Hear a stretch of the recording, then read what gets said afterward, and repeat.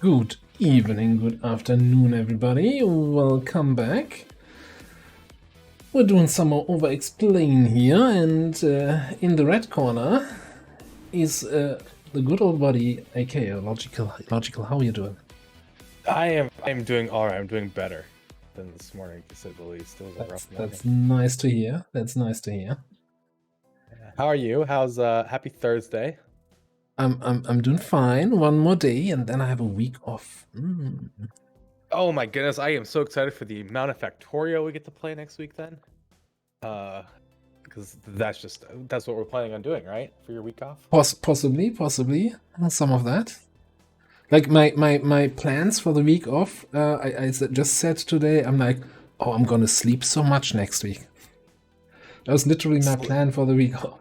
Anyway. Sleep in, and then we're staying up late playing Factorio. It sounds like the ideal week to me. Yeah, we'll see. I'll definitely plan to do more than my usual streams next week, and I'll see where I go. Wonderful. And hello, weird guy. Very appreciate you just snagging the first and not the second there. Wait, there's a second? There's obviously. Who would just snag first and not second? I feel like this is a bad idea if I implemented this. There are people who snagged second but didn't get first. It's I don't know. People are weird. But like the person who could grab first could just grab second, and then everything's ruined. Obviously. Oh goodness. Oh well, so yeah, I hope everybody had a good day. We are back in the co-op campaign, in the Overexplained campaign, and as usual, we have faint memories of what happened last week. I think we have more of an idea of what happened last week than we've had on previous weeks, and this is because I know we have a UFO ready to launch. I believe we're launching very, very soon. Yeah, I mean, last week, the safe game is path. Yeah, the safe game is called UFO, so I'm like, yeah, that's probably what we have to do here. Yeah, it's literally at 100%, ready to go. Psionic Storm. Okay. Psionic Storm. What was the squad? Now this is the real question. So we got a Shinobi. Squad of 6. We've got an officer with flashbang. He's our protector officer, but I guess we just don't have the frost bomb yet. I think we just started working on it as well. I'm not sure. Do we even have a proving ground yet? Yeah, Death from Above Sniper. Sniper Max Technical. With a laser weapon here. Our shotgun specialist with airdrop. And Templar. Yeah, I mean, we got some of those things we need for control. Our sharpshooter looks like they can certainly put out damage. All in all, this isn't the worst squad to send out here. The 19 through 21 is a little higher, I believe, than it was initially planned to be. I believe strength went up in the region in the time since we launched it. So for the heck of it, wait the last 4 hours, maybe it ticks down. I personally would certainly do that, yeah. But then it's fewer corpses. Well, either way, I think we're bringing home enough of the XCOM corpses that it'll be worthwhile. I did see we had a mission in New Mexico. I was wondering what that was. That's a jailbreak infiltrating over here, which we... But the green one. Just started... Oh, the green one. Get Ethan's attention. Okay, and we had decided that we weren't doing that because we want this region as fresh and as long as possible. It's Strength 1, Vigilance 1 region we just opened up. As much as we need missions to get some more XP, I don't think that's the one we're taking. Yeah, I don't think either. Okay, hey, you know what? I'm just... for the heck of it, let's just wait the 4 hours. 103% infiltrated, didn't change anything. 19 to 21 with Psionic Storm. So Psionic Storm, as a sit rep, does mean that we're going to probably see more priests and more sectoids. Actually, let me verify that it is only one pod. That's set down in this region, and we've got an opportunity here to grab valuable tech from it before the aliens have a chance to recover. Eliminate any hostile resistance in the area and secure the site to retrieve the assets.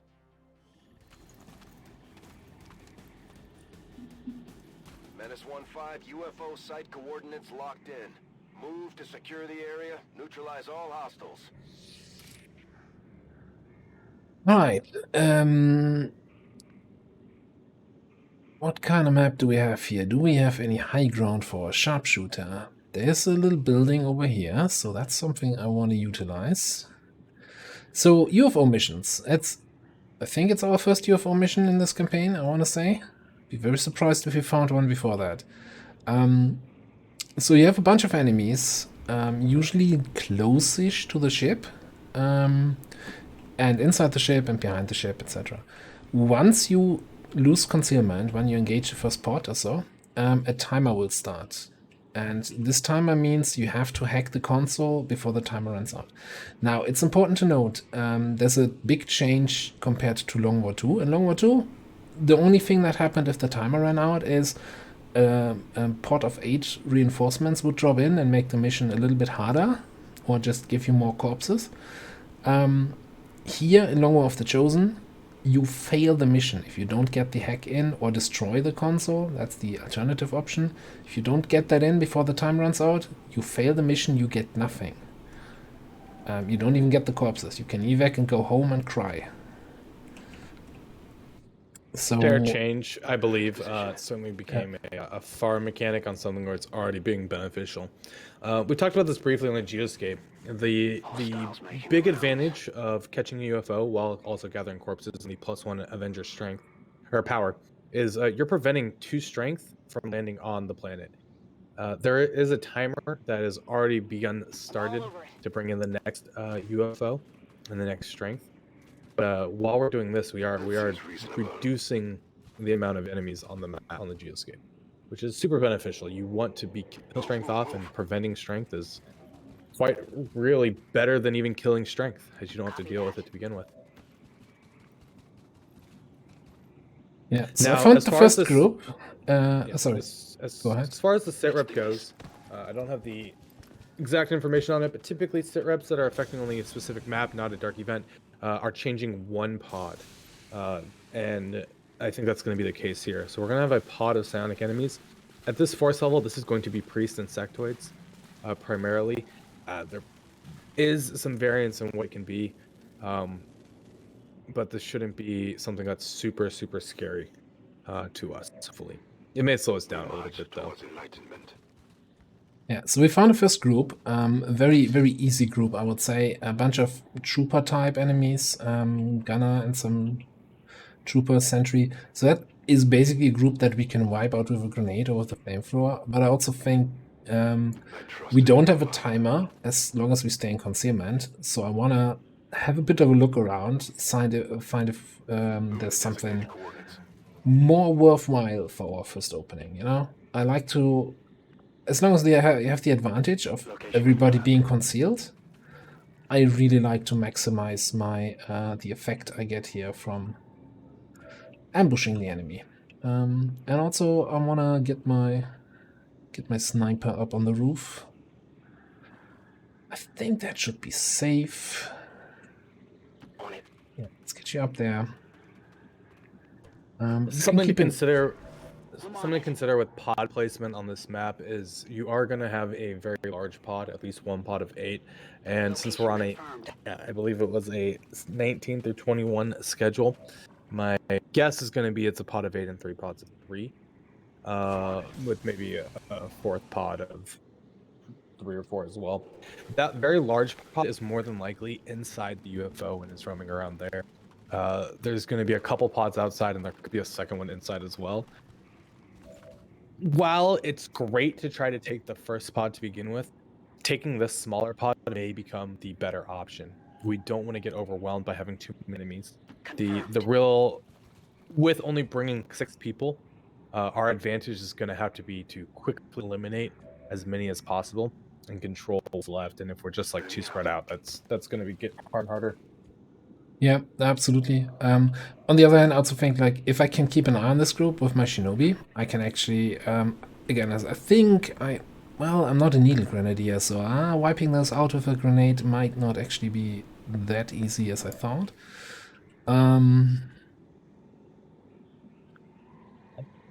I don't want to Certainly, enter the UFO, but I want to... Yeah, getting the information right now is certainly the Yeah. best. It's just when you're looking at this map and you're approaching it, Understood. Moving out. after you get the information, it can be better to fall back.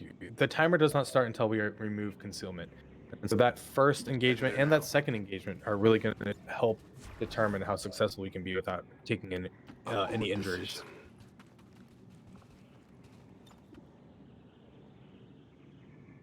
No. Matrix is the officer, the grenadier. Now, I know you don't have the stream and the game sounds on, so just for your info, there was a door during the last alien turn, which... I think this... Does that look open? Yeah, it's that door right there. It looks open.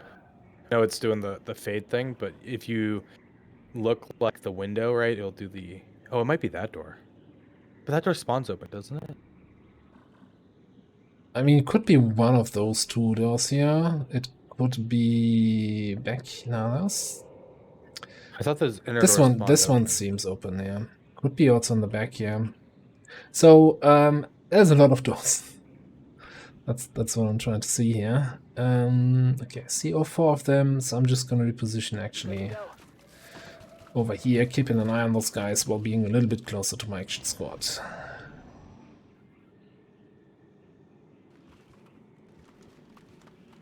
That's the map edge here, and I can't go much further. So they're probably going to be coming back. I want to see if I can find something else. If not, then we take that. Like many missions in XCOM 2, it's a bit of a game of patience.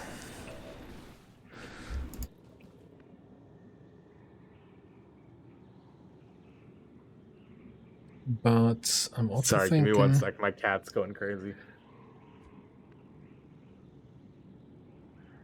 Getting it done.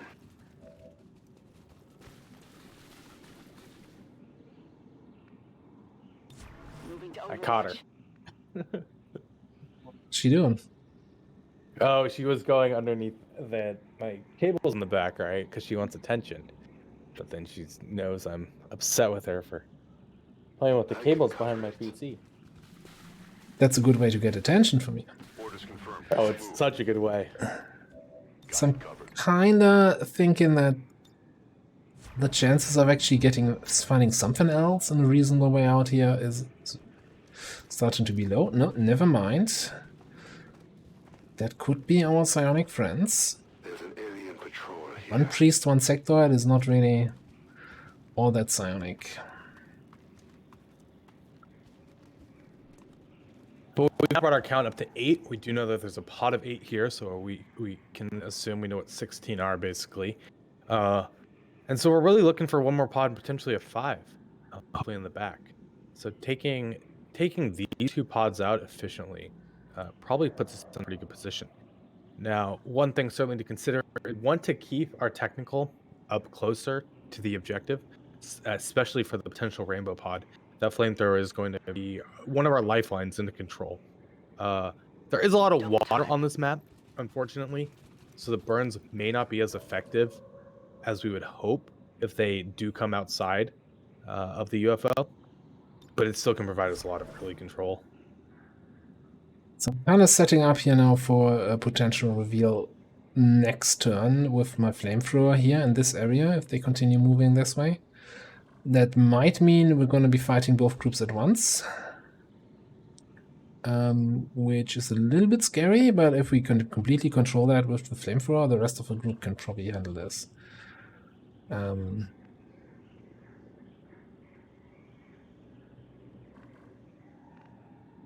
Just trying to see where I need you to be safe, but also close enough to be helpful. You know, I think unless they come straight, even if they come straight in this direction. 1, 2, 3, 4, 5, 6, 7, 8. Moving to position. On Overwatch. Alright, and with the... I think I don't need Shinobi scouting with here, and I ideally don't need you to help in this combat. So I'm just gonna start bringing the Shinobi over to the left. to help with those on those doors. Or maybe, you know, come around somewhere. Templar is in a corner cover position, so there's no chance of them getting revealed here.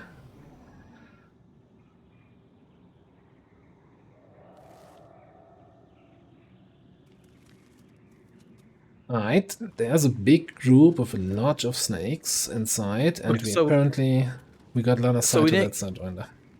We didn't get the rainbow pod here, but fortunately, that pod's somewhat relatively easy to control with flamethrower, right?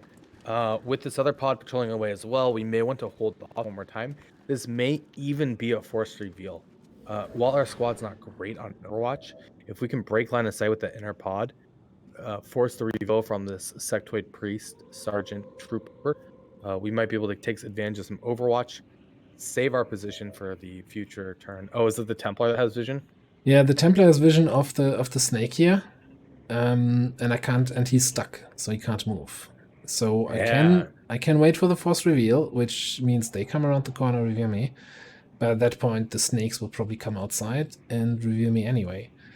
So we lost line of sight on this group, so unless I move further to the right, we should be safe from them.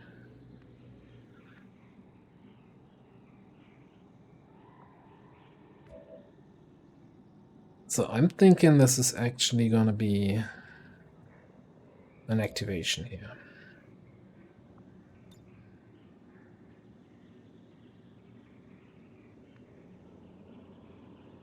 Depending on how they scatter, we could also use a command again, their flamethrower or a rocket. I was thinking the same thing. Into the area.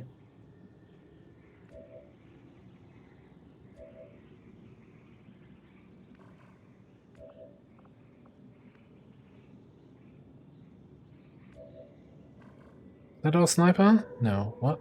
Who's your teamwork buddy? I think it's our specialist. Copyright. Oh, a specialist. Okay. So maybe if we don't find anything useful for him to do, he can move up teamwork, and then we also have a command, and then we have full mobility for a second flamethrower. Yeah. Okay. Let's just do this. See where we get, what we get from this, and how many we activate here. Would have been very nice to have some focus on Templar to begin with for a potential Volt. We're visible here. Full panic. Or rather, full panic and burning. There's the triple priest pod in there. Yeah. Okay, we've got a Viper and a Sidewinder here. This Sidewinder is in a nasty position because, well, I can flank it fairly easily. It's gonna bring me close enough to activate this group. Yeah. So what's our sniper got for value on any of those three that are not controlled? So he has units ran back as well, which is potentially good for us if we can eliminate and control. I'm a little bit concerned if anyone can come out here, but I don't think they have that much mobility that we need to do anything there for now.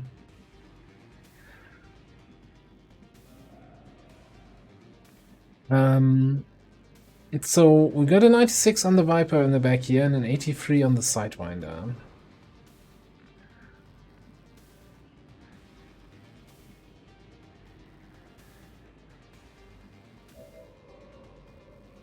We also still have our Grenadier that has rapid deployment. We go here, but again, I might need my... Do I just need my Shinobi for vision to know exactly where this group is, or... You might have to risk it. I don't think I can attack anything this turn anyway, right? So I think maybe just... Not with your Shinobi, no. Yeah, so I think moving the Shinobi over here so I have exact vision of where those guys are might help me here this turn.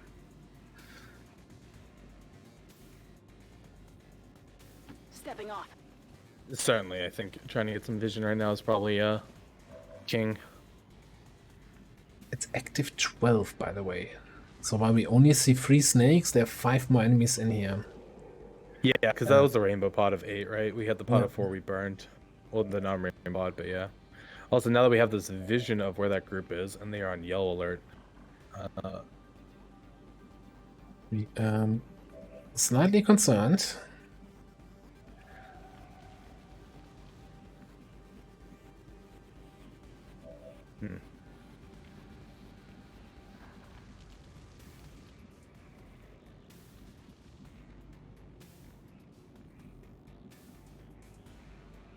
Could always do some pillar jank as well if we need. Yeah, I'm thinking that something with pillar here. I'm probably just getting some focus from that sectoid. So I don't think I can, like, I don't want to activate these guys. Yeah, they might get a yellow alert shot or two, but if I activate them, we've got 4 enemies that are gonna take actions. So I can't go in against this, can't go in against this. So let's move around this way. Kill the sectoids. Yep, I think that's a start. I'm curious on the sniper, on what we go with the sniper or the Viper or the Sidewinder, right? Well, the Sidewinder is tempting. 4% shot means it may not be a kill, but that Sidewinder is certainly right now, I think, the biggest threat. Yeah, 4 like to 7 damage on flanks. the snake is the bigger, the Viper has the bigger hit chance. Well, now we lost line of sight to anything anyway, but still.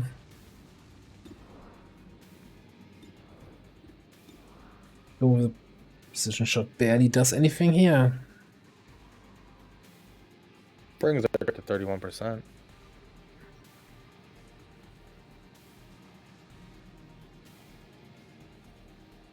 I take the precision shot. I think we need to know what's going to happen. I think we're probably going to have to toss a flashbang on those Vipers near the door.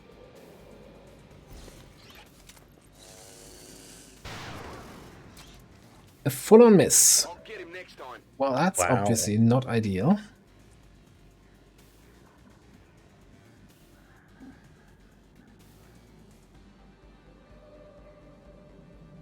Okay, I'll go. Let's bring you up to that nice corner cover position, and we're gonna rapid deploy a flashbang against those Vipers. Gonna bring it as close left as possible to potentially flashbang anything through the door, wall, ceiling. Is this ever a command onto the Templar to stun strike the Sidewinder? I mean, that feels like almost a waste of a command, but you have to wonder if that's how we maintain some control.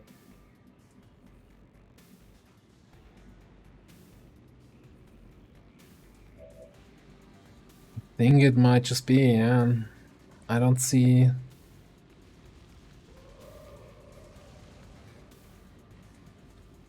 Problem is, hang on, if I were to 1 for all, then command, then stun strike, then I lose the 1 for all again, right? Yes.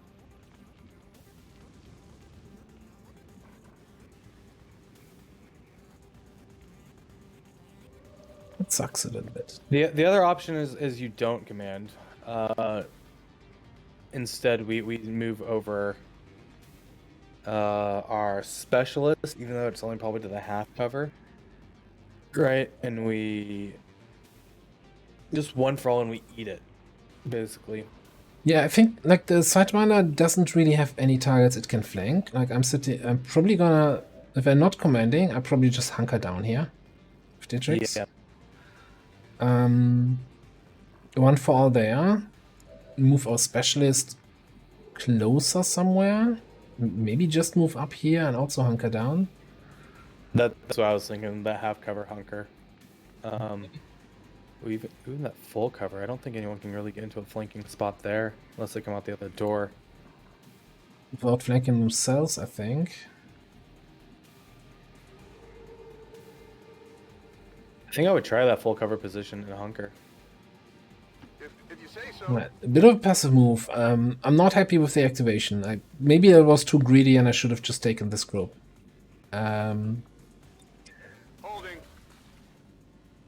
Holding position. That's something I can worry about another time. Staying down.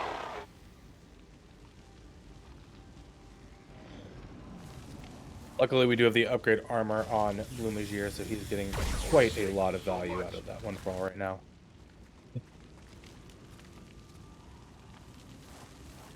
Insectoid, another Viper. This Viper's moving back.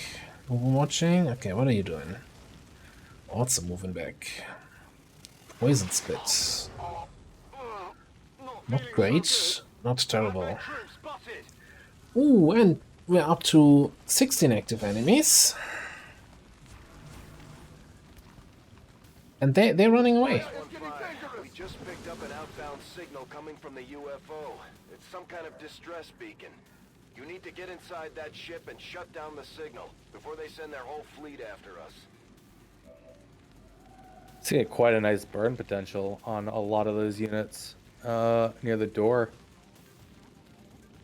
I think we also probably have some nice. The problem with Volt, it's not going to overkill the priest here, right? Yeah.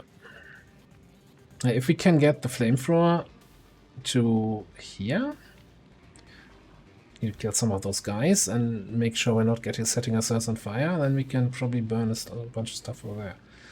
We still have our bond. Yeah. Still have command.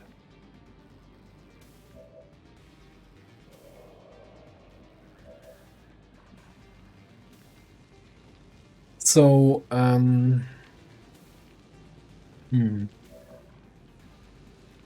Priest is down to 4 health. Well, doesn't Volt do extra damage? But we don't have upgraded gauntlets, right? So 3 to 5. Yeah. Which means like that's 20% chance that we're gonna overkill on a max damage roll there, which for me says like that's not good enough. That's still a 4-target Volt. Or we do it back here to clear the Overwatch. Would love to have brought a gunner for area suppress, but thankfully we didn't, or ungratefully we didn't. So hypotheticals of classes we don't have doesn't really work in this situation now. Let's see. So we also have a grenade, but we probably want to be saving that command. You know what? This might actually be though a Volt onto that group. Try to get hopefully not hit a 4 even on the priest, and then gauntlet into the priest. Be able to potentially kill the sergeant and the trooper from the burn, right? Like they're still burning. They're going for one more turn. They could be running though. But yeah, it might be Volt and then mailing the priest and seeing what damage we can get that way. 4 on the priest, which means he goes into sustain.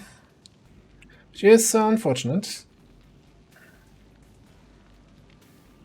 Is he also burning? He's also burning though. Yeah, so I had a discussion with Grobo about this one time, about which goes first, burn or sustain, and the consensus has been it's a gamble. So here's the thing though, he's burning for 2 turns because he just started burning, so it doesn't matter. Like he comes out of sustain, he still has the burning debuff, so he can't do anything, which is I guess our advantage here. All right, so still leaves the problem of. Well, with the teamwork, we can probably get there. Can we? Well, this Templar needs to move out of the way. I think the Templar is going to the Sergeant one way or another. We might be taking that hit from that Overwatch on the Viper to do this, but we do get to 1 for all. We do get to mitigate some of it. And do we need the commands? We might not need the command. No. You wanna flashing it all? Flash or frag? Like do a little bit of initial damage here, clear the Overwatch. My thought on the flashbang is these priests still are vulnerable to the flashbang and then disorients, right? And then we aren't guaranteeing that we're going to control these well enough. So flashbang to me kind of is where I'm leaning, certainly. The only thing I'm concerned about is this is our last or only other flashbang we have. Okay, then a frag. If you want to do a frag, I'm okay with that as well.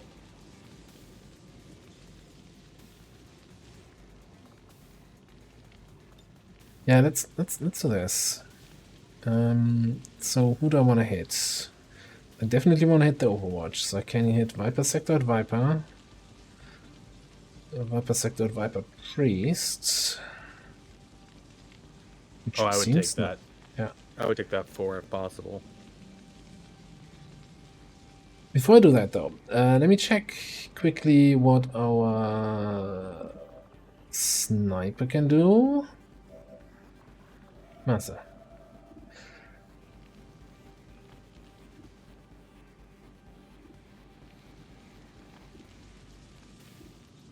It's an interesting spot on the gunner there, seeing as the other pod is in Fog of War. The other part of the pod. Oh, I see what you're saying. Because we don't see the rest of the group, this will not actually activate this group as long as we get the kill here. Yeah, I would take that shot, to be fair. But I get greedy. Yeah, no, I agree, actually. Let's just take this. Something. Woo! You see that? A little bit exploity because, to exploit the activation there. But, if you basically activate the whole map, you gotta see what you can do. So now I think we are taking that grenade. Are we using any officer abilities ahead of time? Yeah, that's why I was looking. So I was looking what my sniper shots were if I want to focus fire something to make it easier for the sniper. So it leaves us with Get Some, which we're gonna Templar, Rent the Sergeant probably, and Flamethrower. That doesn't do anything. Focus fire doesn't do much. Yeah, I think this is just a grenade at this point.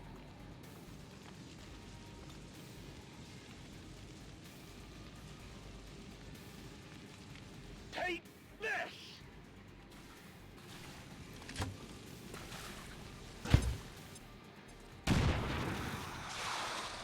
Some solid damage.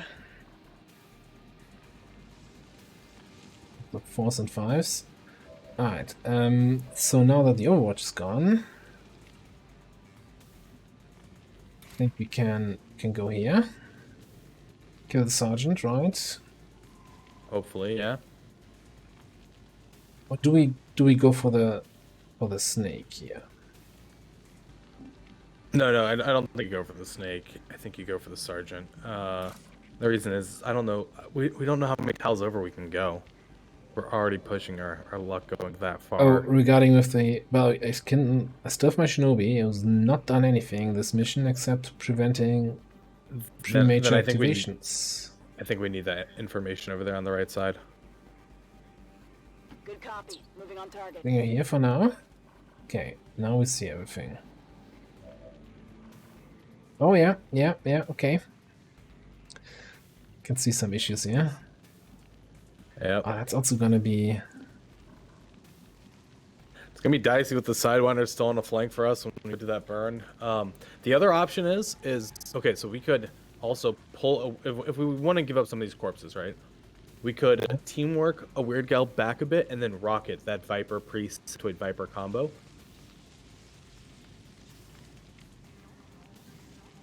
Might actually... Corpses, guarantee some kills.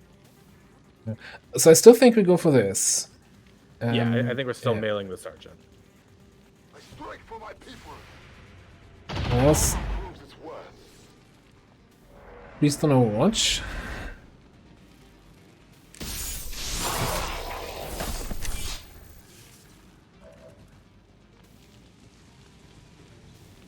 Look at them standing out in the open. Don't even care. So one possible... So the problem is the range, right? So Flamethrower can reach 6, 7 tiles. So actually getting those 3 here is iffy. So I was thinking going here. So since we can't get there without setting ourselves on fire, we just use our Templar buddy as our shield. And how much is that? That looks like it might be 6. You might be able to. So from here, well, I guess I'm leaning out to that. Am I leaning out? I don't know. 1, 2, 3, 4, 5. I think you're using that Templar as and trying. I think you got to. I think if it doesn't work out, we still have teamwork to rocket. still from that angle more than likely. It's gonna give him the protection from that sidewinder. And yeah, I think this is I think I see. Not necessarily the flamethrower we're looking for, huh? So, do we want to consider the rocket?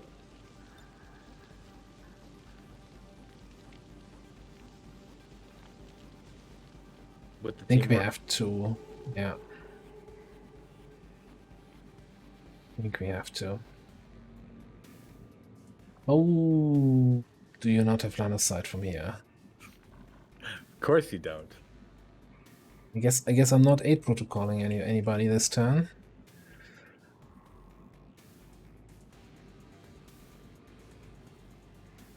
Still think I come back over here. Yeah, I agree. I think we need to put copyright in a position that keeps them relatively safe from this next spot's yellow alerts. I guess that'll be okay. We have a general idea of where everything is. Really hoping this rocket gets some kills, so this is gonna be a lot of actions that we're gonna have to eat. Thankfully, our Templar can eat some of these. But yeah, I think we're taking that rocket. Firing rocket.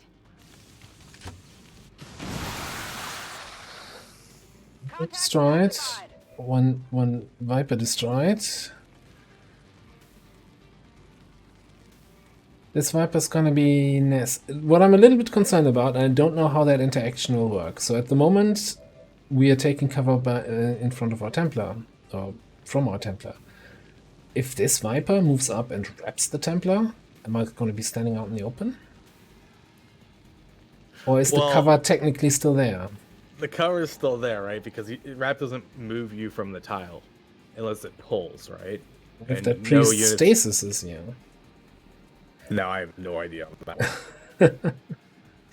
Yeah. Anyway, I think people probably needs to slice somebody next turn, so let's bring you a little bit closer here. And you're gonna want fall. Any pillar move that is gonna help us? Not really. This is a safe position. Is it though? So yeah, immune was the message. We didn't take damage from the burn. That's the wrap.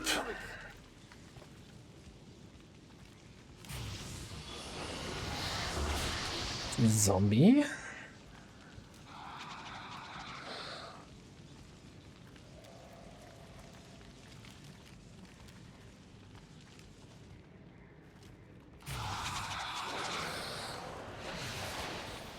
It's the full mind control over there. Yeah.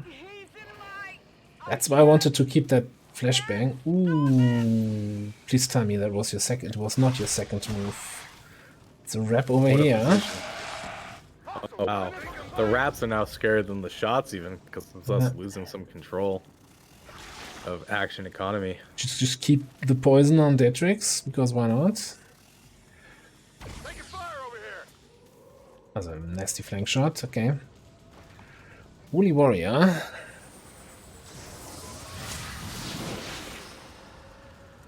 The Sentry. Who hasn't gone yet either. Oh, that's the stasis. So, yeah. We're losing control of the situation. It's been a really fun campaign. Maybe a little preemptive thinking that, but wow, this is a tough spot to be in. Yeah, I was definitely a little bit too much activated. A little bit.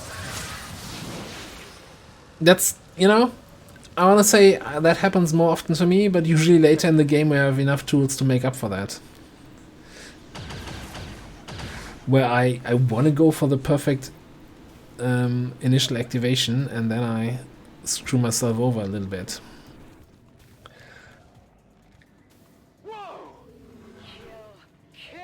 But still not activated. Okay, so we have a little bit to work with here. We still have a sharpshooter. Yeah, a sharpshooter, and we have a Shinobi who's gonna activate the last group, but at least he can. Hold on. So let's take a look at what we need to get control of. We need to get our Templar back we need to get our technical back. No, not our technical, our specialist, I guess. So actually, what's look like to me is we need to get our Templar back. If we get our Templar back, we could potentially go kill that sectoid that's mind controlling our technical, right? And we still have a flamethrower with.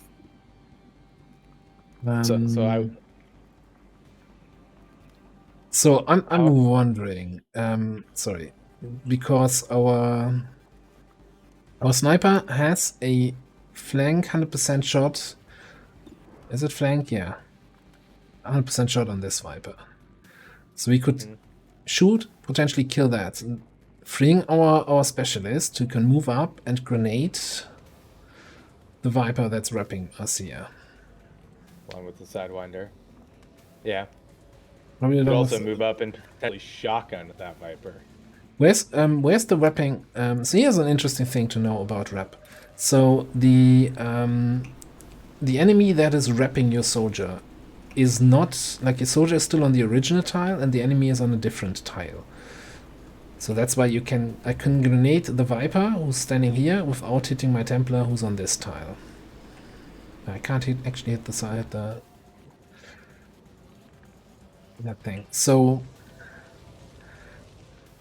if he's free, then he can volt the sectoid, which clears the mind control. And GG, we won. Yeah, I think we gotta try shooting that Viper controlling our specialist to start with.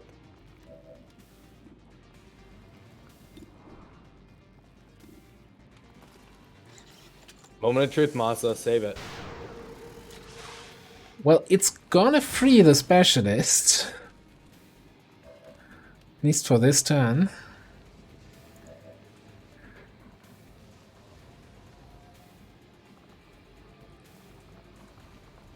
There's a nice half cover position of the Advent Priest that we can get to, it looks like, which is where I think you go. This one? Part of me wants to kind of stay next to the Viper so she just grabs me again, because that is certainly less damage than it shooting me again. But like the Priest, like there's a little spot on the other side, like this double cover, like the side cover. This here? Yeah. Yeah, okay. Okay, let's try that.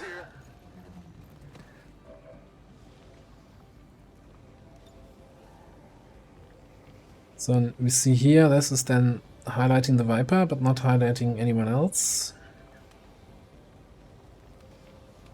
Since you're not going to be able to hit anything else either, I just think it's, yeah, just focus the Viper. Get ready for a surprise! See where we end up. That's a turn of the minimal damages. Okay, so this has to be Volt on the Sectoid and then probably melee on that Viper that you just hit. Like, Volting our own guys makes no sense. It's got to be Volt on the Microcontrol Sectoid. Which also gets rid of the heal from the Sentry. How nice. Yeah.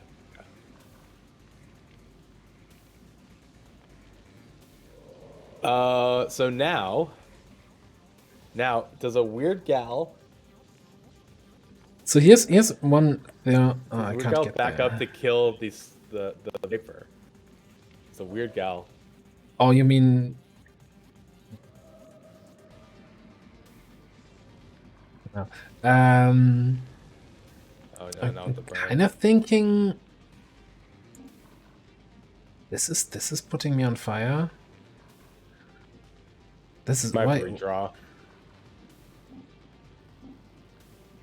Why is that? This is weird. Can I jump over here? Yes.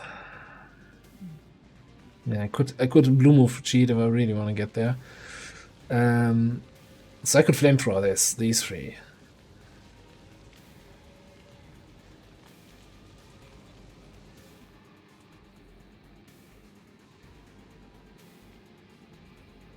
Okay, hold on.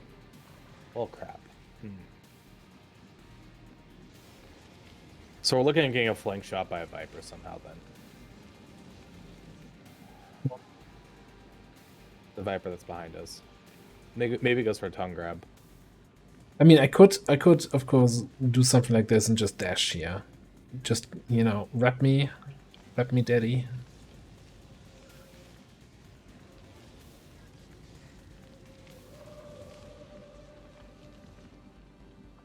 Because part of me is wondering if you, liking if it. you don't, if you instead, so if we use the Templar to melee the Viper he's next to, right? But then we just shift the Weird Gal over to now be like on the side position from where we came from to burn that Sidewinder over on the far side, like towards their pod, right? This forces the Viper at least to have to move to get a flank, which is because we're probably taking damage, right? I'm not seeing. Sorry. So. Is that not 7 tiles? How many tiles is that? 1, 2, 3. It's like 7. So like from that position, yeah, 1, 2, 3, 4, 5. So I stay here, and then from here flame this one. That's the plan, right? Yeah, that's what I'm thinking. This is just a thought. So what I'm a little bit scared of, there's a lot of priests in here, and I kind of was thinking if we can somehow, if we clean this up with a flamethrower, don't even care from where, and I don't know, even maybe move our Templar. It's wasted, but just to take the priest, get focus, one for all here, and kind of fall back from this engine, so we don't have to fight up here, but rather have them come out. Okay. I mean, I'm on board with that as well. I think both are viable ways to take it. Because priests, they're gonna stasis something again next turn. This Sidewinder is a big thorn in my side. Of course, this Viper is also a problem.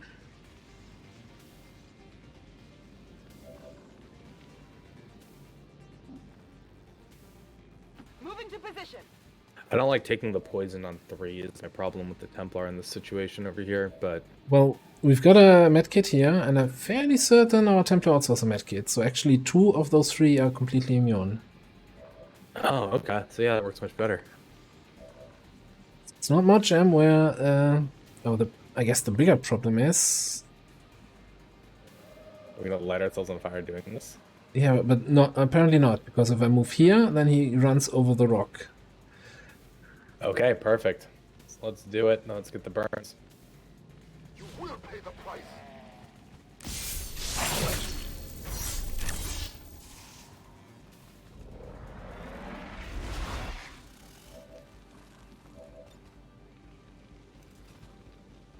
It's gonna destroy another corpse.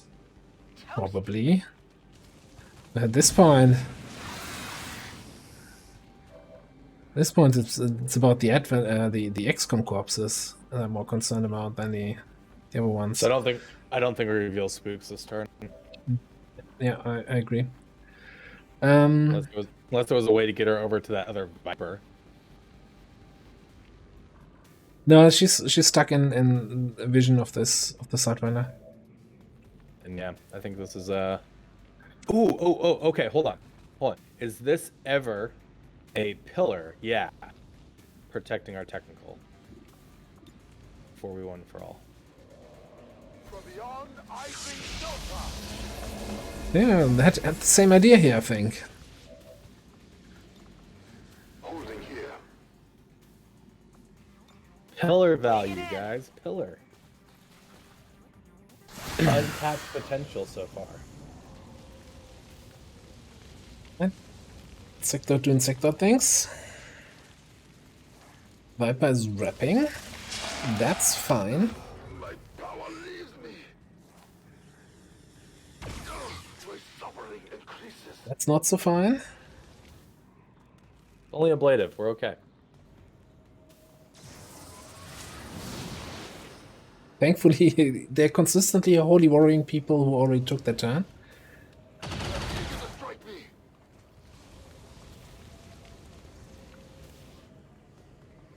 Oh, come on. Stop with the stasis already. They do not want to let us use that flashbang, that's for sure.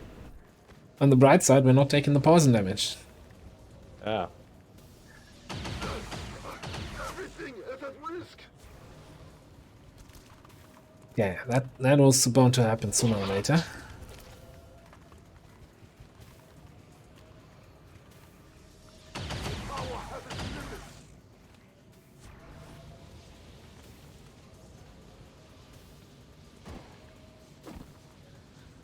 That's probably going to be the most hurtful thing this turn, yeah. Yeah. They're all over me! Rip flawless. Well, we already took 1 point of damage here on blue. Right. Sentry does not have covering fire yet, right? So I can probably... So what does Damn. Masa got? Let's take a look at Masa to start with, right? Doesn't get no ammo. It's killing time.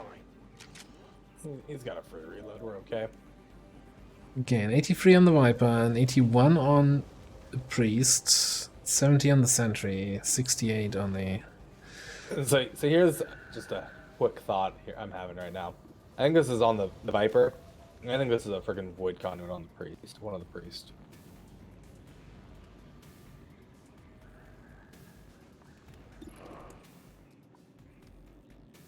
Yeah, okay. Yeah, because I also don't see who at the moment can otherwise take care of the Viper in a more efficient way. Yeah, and I mean Masa's gonna be able to kill that Priest. Right, even He with can't that. handle me.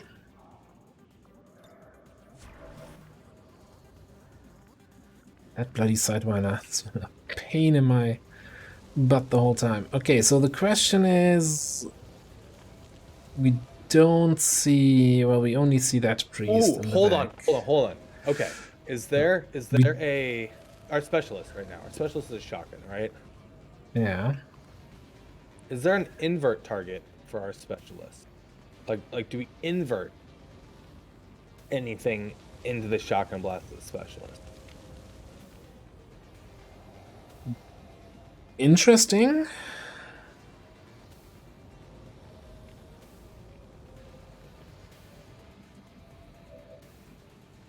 Interesting, and I don't know. No, the problem is this the zombie here. I don't even know if we can get to that sectoid. If that sectoid is on the priority list, maybe the specialist just needs to shoot the zombie. Another thought: Spooks has a frag grenade. Yeah, I think I If wanna we move Spooks, frag the triple pod, volt the triple pod, melee the sectoid with the Templar. I don't think I can reach the sectoids. No, I mean. Oh, the melee zombie. The zombie, yeah, the zombie with the Templar. Because the zombie's burning as well, so the zombie's gonna take a little bit more damage. Okay. And I think eliminating like 3, even though they're not like they're scary because there's 3 of them. Like if there's Yeah, don't no, know I what can. position Yeah, that's Spooks has to do this. maybe here. Well, she eats an Overwatch if she knows more than one. I think maybe you go to the left. Maybe you just go left 1, so you're in the corner cubby, Okay. right? Yeah, it doesn't change too much, I guess, but I guess yeah. If you Okay. say so. I'm busted.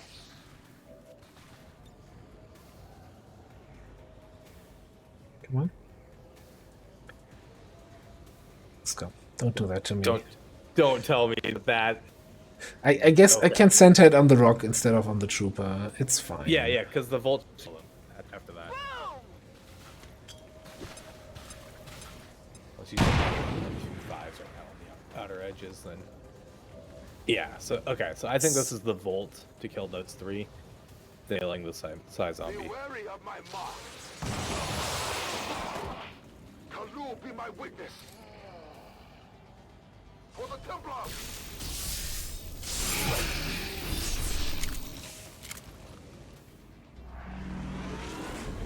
Of course, he hits the max damage roll there. It's fine. Gonna one fall here. Holding this position. Alright. So, unfortunately our technical kinda is out of ideas at this point and out of the consumables.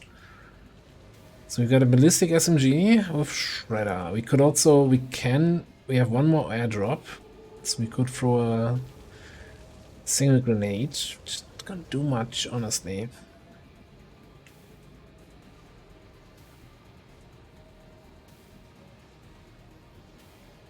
Weird Girl has a massive HP pool. I don't think we're getting out of this unscathed, right? So I think think a Weird Gal's priority needs to be about clearing Overwatch, maybe to move copyright to like that full cover rock behind the Templar, as well as being in a position that helps control the next turn a little bit. So really just moving a little bit to clear the Overwatch and not much else, right? Yeah, sadly, it's the unfortunate position we need to be in right now, though, right? I mean, we're down to 6 out of 21 at one point, right? We're a lot more controlled position, and we're still relatively healthy. Oh, it's really active 6. How'd that happen? Okay, yeah, that's... On the move. Killed everything.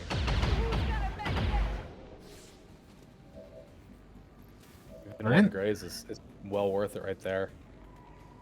We could even copyright completely out of line of sight. And then what, 8 protocol, a Weird Gal, so they do go for the Templar here, heavy. 8 Alternative... protocol spooks. Yeah, 8 protocol spooks probably, and Weird Girl just hunkers. Yeah, I can get on board with that. Go.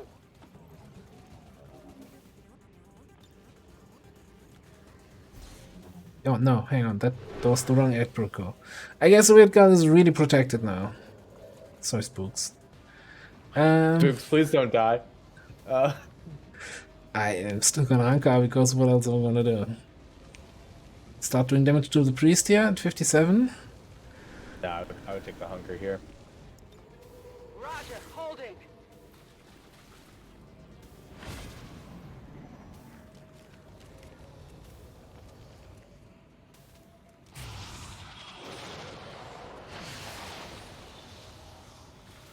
Ah, there's another mind control. They really don't want to let Detrix Do anything, yeah. Luckily, the Sidewinder didn't go for the flank on the spooks, which was my big fear there. Yeah, and so I now think spooks can probably take care of the sectoids. Pain is real.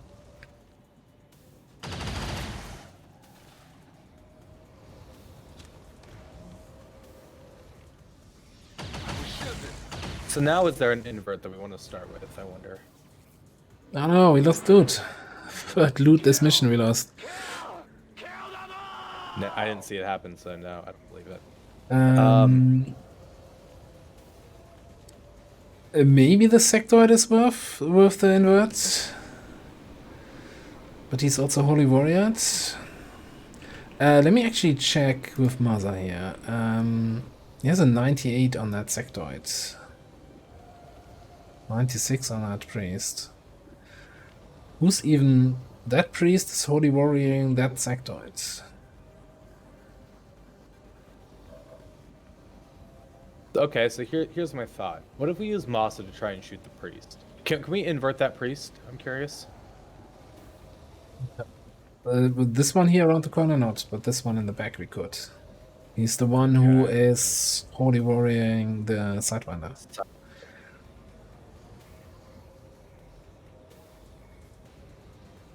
Let me Okay, actually so what if check we have- first what our if we have any value vaults, and we don't. Okay, so what about this? What if we invert the sectoid, let Masa and our specialist kill the sectoid? That breaks the mind control, right? And from that position, we can then go melee a priest, but we would take the Overwatch. Well, no. If we break the mind control, we can then flashbang everything, Yeah, yeah. and then we I can go think melee the other I priest and like put him that. into sustain. So the sector, right? We said. Yeah, I think we need to. I am in control now. That should open up a pure flank shot from Masa. Masa might have a Precision shot shot is back up. back up. Yes. Yeah, I think this is the play. Spawn alert. Death from above. Who's keeping score? Okay, we've got rapid deployment up even. Yeah, I think this is a flashbang, and I think it's a frag grenade after. Like again, corpses, you know, they're nice, but Fire in the hole! we need kills.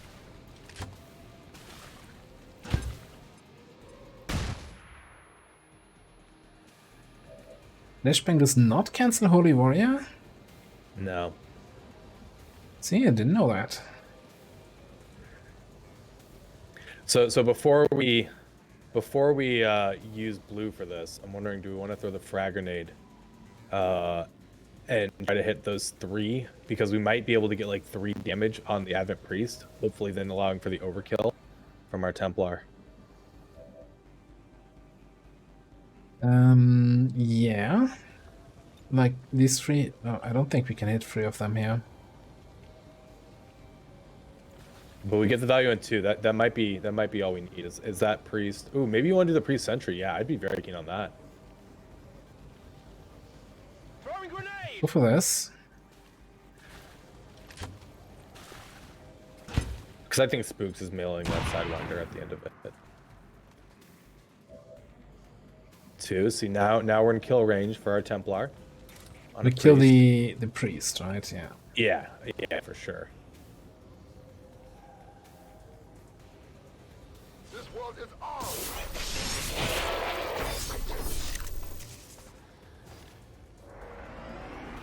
Spooks now hopefully kills the Sidewinder.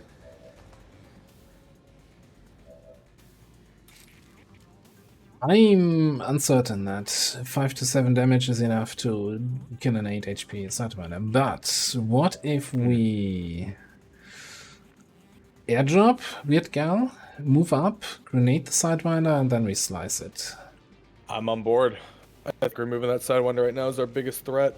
Like, what's the priest gonna keep doing? Holy warrioring, stasis, shooting a Templar.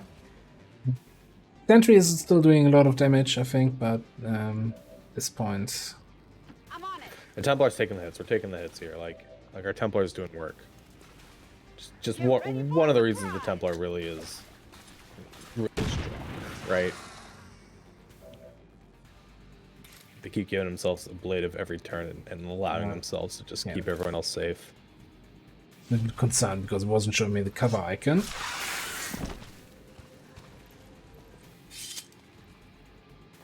I definitely got that one. I'll stay put. Do I heal medkit myself? Do I start moving in to either shotgun something next turn or start moving towards... Well, objective I 9 turns I would is... move in. I would move up, like, around that corner. Yeah. Just for next turn. Like, we have not used this shotgun yet. This is a laser shotgun, which is It's a 5 to 8 big, damage. big waste here. Yeah. Oh, look. Someone else is getting the stasis. Not our technical, who doesn't have any flamethrowers, rockets, or grenades left. Oh, no. We talked about this just a few minutes ago. Weird Gal's job right now is providing utility, right? And there's, like, the best utility you can provide. Doing exactly what we need to. Another mind control coming out, but hopefully we can get a shotgun on this one before our Templar goes. And...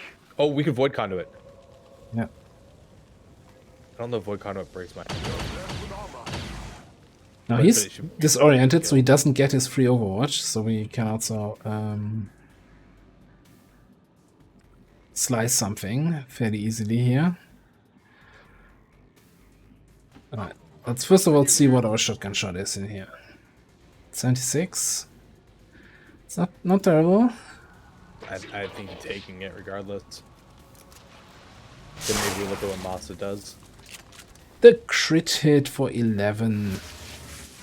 Wow. That was mind Masa's control. only target. Okay. That's fine. That's massive. I mean, it's clean up now, right? We just kill the sentry. So this is 100% Void Conduit on that other priest. Yeah. Without a doubt. Check it before you get too close.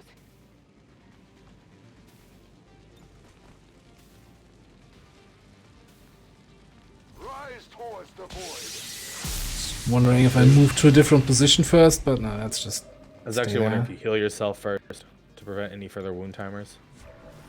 That might have been an option, but then he's flanked and will move, and we can get a SMG Overwatch here. We only need 1 point of damage. Like, you know, the SMG is about to just showcase its real value as the best weapon. unironically, giving you mobility and to get that 1 point of Overwatch damage right here, I believe.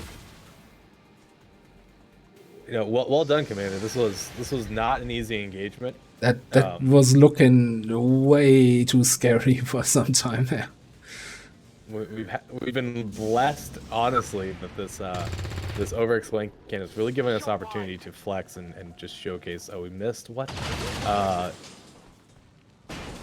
Things can be really hard, really challenging, and there's still ways out. Now, lucky, yes, we can go blast this priest that didn't have stasis with a freaking shotgun and then just go melee the other one. Because they have already used their stasis. Like, if we don't overkill this priest. That's it, as he so correctly stated there.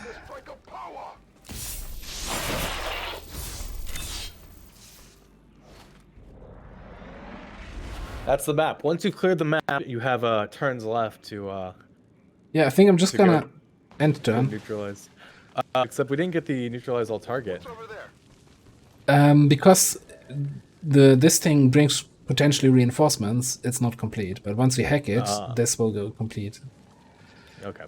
Infiltrating their system. Resistance broadcast. I think that's an additional rebel or two.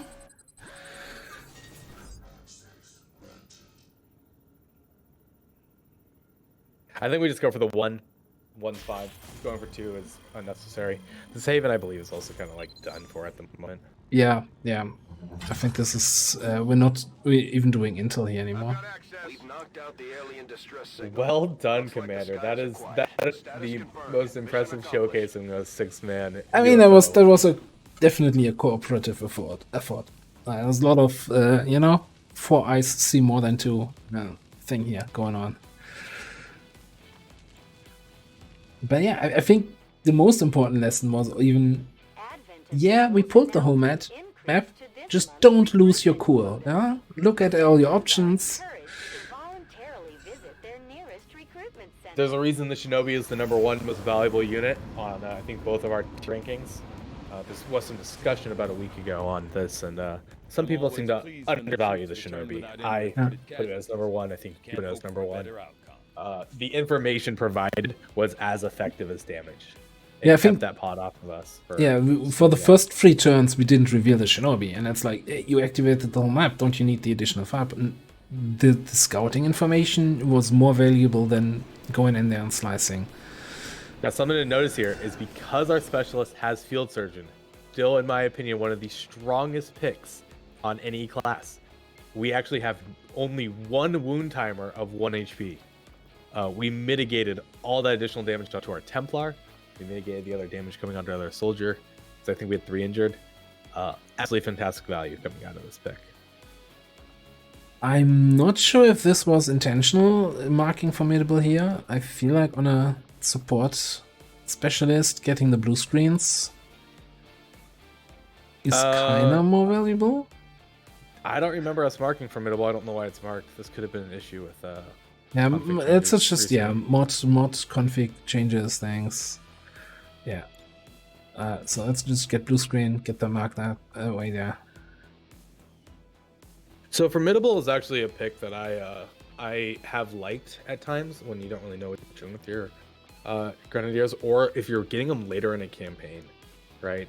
And you're looking at them for general ops. It's not that great of a pick, but if you're using them more in general ops and you need them to take the damage, your damage grenades, I could see it being more valuable than a pickup for damage there, certainly. Especially if you're looking to do fire grenades instead, right? But I think as a support, blue screen's the way to go. Like, the thing is, I've noticed myself that I've used the blue screen effect as in making mechs or mechanical enemies easier to hack less and less in Long War for Chosen than in Long War 2. So it really comes down to being able to disorient mechs, which you don't really need all that often to clear an Overwatch or what. So it's not the most valuable. So I can see formidable being useful, but I think blue screen is a little bit more useful most of the time. Anyway, we're already up to Tech Sergeant and get Incinerator. Fantastic. That's so huge. So this is gonna enable so much more ambush. This is a huge increase in the AoE that your flamethrower covers.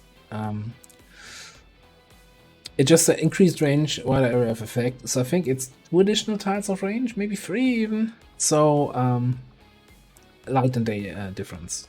Night Sting and day. grenades do stun robots without blue screen bombs. Yes, it's you still get the effect. Yeah. Then over here we were going for superior aptitude.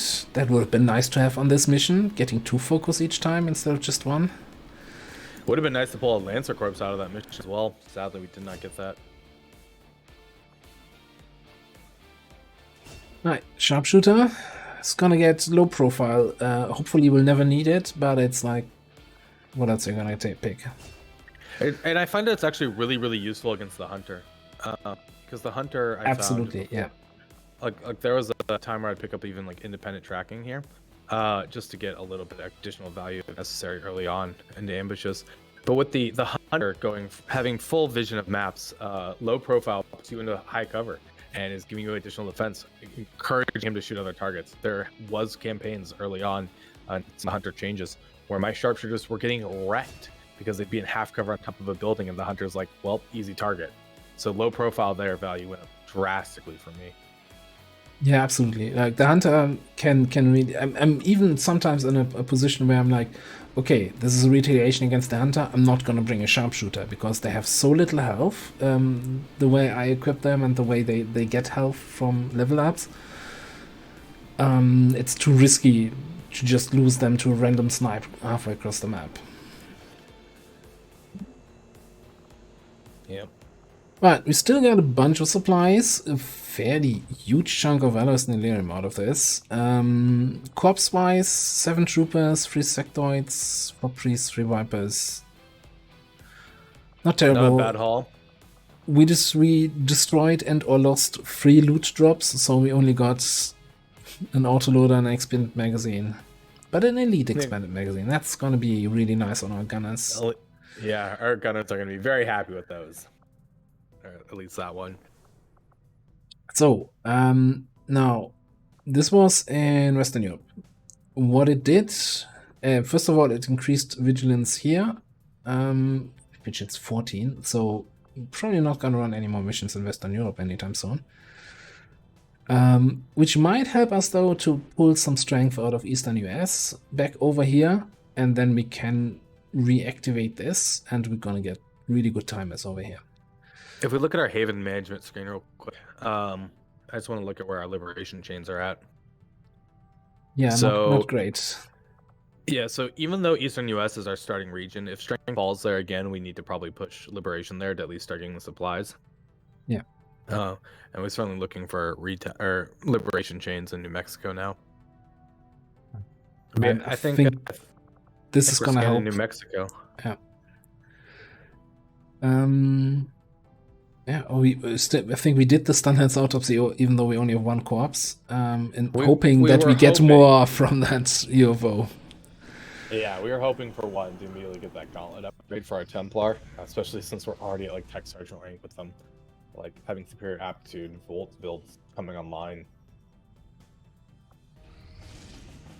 Shield armor for what, 21 days, I believe. That's Lib 1. That's gonna respawn again in 18 hours. Fantastic. So we can find it again, hopefully. Another important step forward in our research. Although Advent clearly intended for these units to be their means of dealing with any unruly civilians within the city centers, it seems, although I would expect, I find it unusual. We got an instant autopsy because we got Viper corpses from that. And now we can sell them off. Kind of, oh yeah, we were like kind of keeping them for that, right? Yeah. So, I guess it's got to be advanced mag weapons. I think unless, so. Oh, hang on. Do we wanna squeeze in the frost bomb? How long? 7 days. 7 days. I think advanced mag weapons what we need. We need to get them online. We need to get those I will send word as soon rifles as we have out. Something of note. And the cannons. Mag is a big step up even a laser, just on the flat damage value, especially when you start compiling with everything else. So our proving ground is not doing anything right now. I think Talon rounds are worth it. Be quite happy with Talon. Gas grenades is an interesting idea as well. Sounds good, Commander. I'll let you know as soon as the project is ready for deployment. But I'm on board with Talon, certainly. Yeah, that's one step at a time. It's gonna be really slow because our engineers are excavating, and I still think this stuff is more important than helping in the proving grounds right now. Yeah, I think we need to finish clearing up. Do you remember what was in the black market? I don't think it was Viper, so I think we wait for the next month before we start selling off a bunch of Vipers. The better medkits, worth it. They can be later on, though it's one of those things that, like, if you're relying on it for the actual heal itself, you're already in a bad position, right? When I get the project done, I get the project done type of thing. I don't ever prioritize it early on. I was going to say, like, if I have nothing else going on in the proving ground and I can spare the resources, then I throw it in there. But it's not a huge priority. So we have a 7 to 9 smash to grab on a decent timer. We also should be looking at getting our officers upgrade so we can have the squad size infiltration upgrade at some point. It is an expensive upgrade, but it would certainly help out. Yeah. Although the question is then, do we want to level them up? Hang on, I need to check something here. Commander, we with currently have our no new supplies coming offices. in. We'll need to seek out new means of replenishing our resources. So we could go for, yeah, I think we probably need to do this. I should have done this immediately after the UFO, actually. I think getting Trial by Fire unlocked is going to help us a lot catching up. Certainly. I think, so the perk at Captain's an interesting one. Jammer, I actually only find has a lot of value on my primary squad if I'm not looking to carry people. So when I have more dedicated squads, Jammer has more value to me. Trial by Fire is just good everywhere. There's so many uses where you can put this in on a team. Bring someone lower rank, guarantee that promotion. Especially once you get the Psi, which, while it's a few months off for us, starts power leveling our Psi units into killing machines and control machines. So yeah, I think just getting Trial by Fire on our first one's absolutely fine here. The other issue with Jammer is remembering to use Jammer. Who would ever forget that? Such a useful ability. I hate to admit that I watched Ava forget about it many times.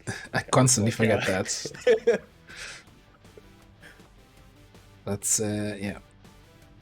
Alright, so this is a fairly... I think we can probably easily fit 5 people here. And I'm thinking it's a smash and grab with a real start, so we want a Shinobi for some scouting.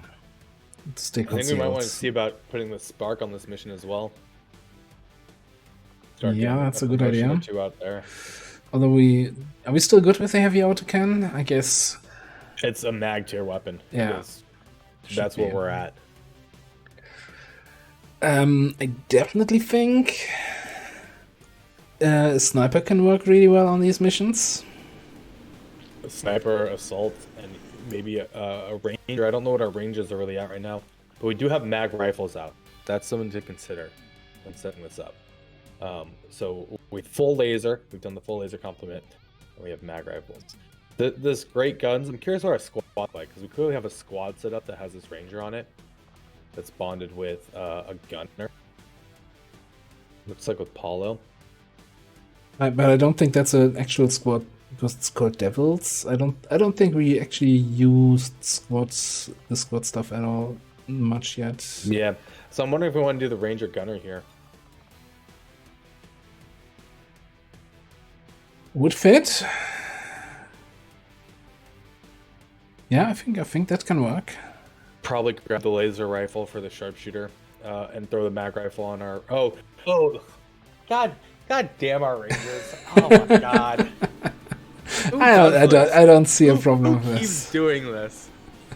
Well, we do have another lower rank Ranger that we may want to bring in the other squad. We may even leave the laser rifle here. I definitely think we want to grab the laser sniper though if we can. The one we have, right? We're not building a second one here, right? We're just gonna steal that one from Masa.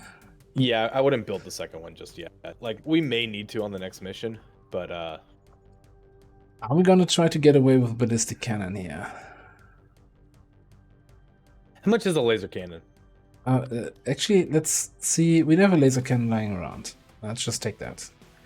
Okay. Alright, let's make sure we do have alloy plating, right? Which is probably gonna be... We've got a bunch of alloys. We just, you know, all the trooper corpses into platings. Sure, certainly, yeah, I'm on board. So okay, here's my thought with the SMG on our Ranger right now.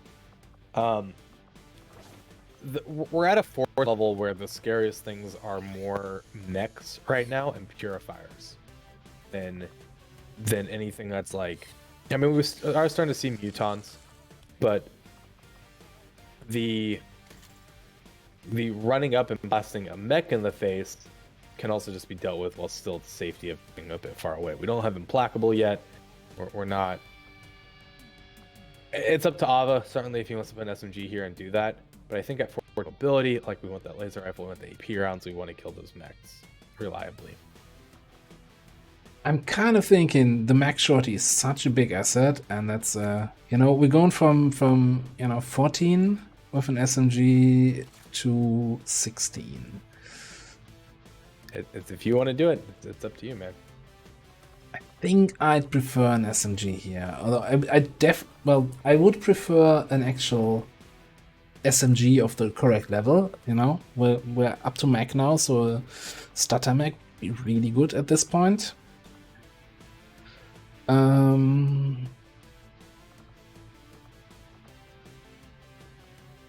Well, we've got the spark. We've got enough firepower with the laser cannon, laser lens, and spark rifle.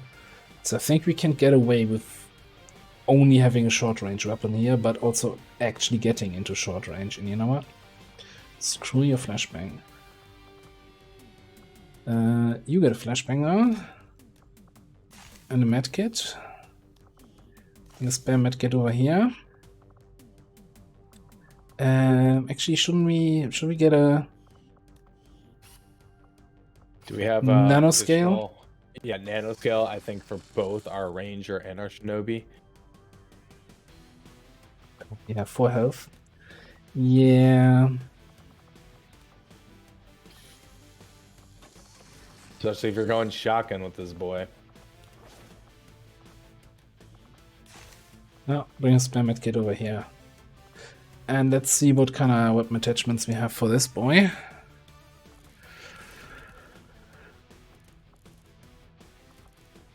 And autoloader, I think, is maybe where we'll be. I know the expanded magazine can be really good, but we don't have Sentinel yet or anything, right? So, look at those weapon attachments on this heavy cannon. I know, and we have another elite expanded magazine. Well, that cannon is actually Paulo's, isn't it? Oh yeah, right. Wait, this is Paulo. This is Paulo here. This is Paulo, yeah. Who had his cannon? Why did he not have it equipped? Isn't this our Shadow Strike gunner? Yes. Someone touch Paulo's cannon. Don't let him know. Shadow Strike flash gunner. Here's a question. Do we have Predator armor? We do, but can we afford it? Well, we got 4 that are just freed up from the rest of the squad. Yeah, I would definitely. So this squad's lower level than our next squad, right? Our next squad's going out with our Templar, who has his arm and some higher damage. So I would certainly be kind of free putting all of the ablative here. Maybe not our sharpshooter, but there's still an argument to be made to do so. But these guys need the help, right? Now, I think sharpshooter will be fine. Maybe on our... I'm not sure if we put it on our... Oh, I would. Put it on your Shinobi. So one thing that, like, as campaigns progresses and you're leveling up lower level people, the investment has to come out of the gear to keep them on even in the equivalent level to fight against Advent, right? Something that Long War of the Chosen doesn't do well is front loading your abilities, right? And so to compensate, you need to have the upgrades. You need to be willing to risk upgrades on lower level people. which is just like one of the mechanics you're gonna deal with. Just now, this second, as we were coming out of setting up the mission, this ticked down from 5 to 4, and this point of strength went over to Western Europe. So I'm hopeful that what is the cooldown? 2 weeks before the next point can move? Oh no, not even. It's like 9 days. It can queue it up immediately. So how cooldowns work on strength transfer is not on the region sending, but the region receiving. Each region can only have one mission queued up to accept strength at a time, right? And so the hope is right now is that Western Europe receiving a strength point again from Eastern US. Or from Eastern US. Shackles of alien oppression. And through discipline, we have survived. We don't rely on the Now I did see we just pulled out a Reaper. Would never live in their Yes. We are the hunters. We move in the shadows. 73 aim, 50 mobility, 7 health. So fairly Solid average. Reaper. Yeah, solid average. So Plus 10 aim from their weapon now, which is so nice. And I'm gonna make an argument right now. Last time we played with the Reaper, we kept wishing we had a sharpshooter. Right? But Banish has been fixed since the last time we played. I almost am keen it to freaking try the Banish Reaper with like stat line like this. Knife build that we know is solid. Grenade build is not anything worth even considering, I think. Yeah, so I haven't actually played with Banish at all. So Banish now has a 2-turn cooldown and what do you mean with fixed? It's still 15 So aim. Oh yeah, so because it used to be. Well, it probably also takes aim modifiers into account, right? Yeah. Things like hollow targeting things. It was taking none of this into account before, and which is funny because it always felt like Banish was bad, but I never could pinpoint it, and I don't think a lot of people realized until a few months ago. Someone was going through the code in the Discord and realized that it like wasn't accepting any additional modifiers. Is why it felt so bad. Like you take your shots and you'd expect to have like with hollow targeting or with any form of the hollow targeting, you know, or even flanking, these additional modifiers. I think though is you weren't. Yeah, so I think the other problem was also, if I remember the bug correctly, so you have supposed to have each shot 15 less aim, right? So minus 15 on first, minus 30 on the next, minus 45 on that. And what was happening was that those were additive. So you have minus 15 on the first, then an additional minus 30 on the next one. So you're already at minus 45 with the second shot. So it was really absurdly highly stacking the aim debuff. And Pink Flaming Crest? Pink Flaming Crest. There we go. My mind was going towards the flamingo. No, thank you very much for the resub. For the sub, rather. So we're going full top row, more or less? No, we're not picking serial. I'm keen to certainly try it. I'm not keen on serial, of course. I think Ghost Grenade or shooting, whatever, Silent Killer is still better than serial. I'm also, I'm a huge fan of having Crippling Strike for that utility, even though Shooting Sharp is kind of the I'm down with Crippling Strike here as well. So yeah. There's so many times we wanted it last campaign. Convinced. Yeah, so Silent Killer, Ghost Grenade are both great. Cheap Shot can work. Definitely better than the other alternatives. So Cheap Shot, Banish, probably then light them up. Potentially that. Above. And then one of these two here. And then we'll have a look at... Hollow targeting with light them up into Banish is also your own buffer, right? And we're at low combat intelligence here, so there's a case to be made for Deadeye or Rupture potentially, but I think hollow targeting probably is actually giving us the most. Yeah, I think low is what, 42 points? 38, I think. No, very low is 38. 42 for low, yeah. Like when you're dumber than dumb, I think you don't even get enough for your Master Sergeant T4 xcom perk. I think it's actually 35. It's like divided by 7 because you get 1 point for each rank. Or rather, you get your certain amount of points for each rank. There's 7 ranks, so it's like 5 per rank, 6, 7, 8, 9. Oh, faction soldiers do get more AP. You're absolutely right. Copyright, but I'm not sure on the numbers. You might get over 40 certainly. If you don't buy abilities as well. So the Vector Rifle still does the same damage as in vanilla. So it's fairly weak. Of course, the damage values for the higher tiers are different than in vanilla because Longbow has 5 weapon tiers, right? It does come with an innate 10 aim, which makes it actually really reliable. And Mateo's a technical.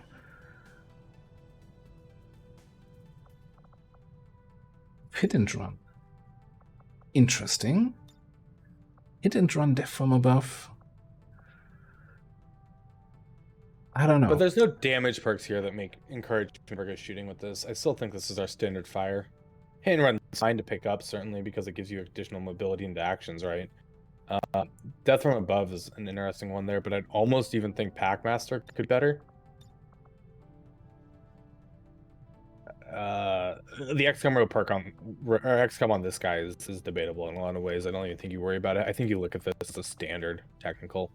I mean, 14 mobility, 68 aim, 3 health, right? Fire in the hole, napalm X, shredder, phosphorus, incinerator. Very likely, yeah. He's probably a candidate to get some. Very low, and 35 for low. Okay. See, I'm glad we got copyright for it. All right, let's find some more missions. Yeah, we do have 3 missions on the table here, but we could still find a dark event one and stuff like that, right? Oh, and one of them is propaganda, and we're just cycled Liberation 1. It's a great mission to find right now, especially on the Haven. We're hoping to run missions out of very soon. So, Astrobios here with a ballistic rifle. And no other gear. Alright. Sure. We need the corpses. Setting course for the Eastern U.S. precinct. We also like the experience, there's a lot of reasons to do these. They have a modifier which reduces their effective force level to about 2/3 of your current level. So we're sitting at what? Force level 6, 7? This is not 7, I don't think, right? Maybe 7. So we're looking at like a force level 3 or 4 corpse. There's a potential of a Lancer corpse here. I was thinking the same thing. Ooh, and we have a resistance mech here. Okay, so that makes things much easier. Yeah, wonderful. A Lancer corpse would be just the apex of upgrades right now, especially with the Lancer autopsy already done. Being able to purchase gauntlets for our Templar it's a massive increase in damage. It's basically 50% increased damage. The basic gauntlet's 2 to 4, and I believe the tier 2 gauntlet's 5 to 7. Right? So you're saying a Lancer Corp would be the icing on the cake of this mission? Oh, was that a cold joke based on because biomes now work? I think we've touched upon this a little bit, and this is more of just trivia. So for the longest time, you may have been playing along with the Chosen during dev builds and felt that you are always getting green terrain. Like there is no variance. You aren't seeing the desert and the snows that were introduced with War of the Chosen. Now this doesn't actually change any of the plots. It's purely just what textures are being loaded on the plots. Turns out it was a bug. And some very smart people who have worked on this mod figured this out, that it was not rotating biomes.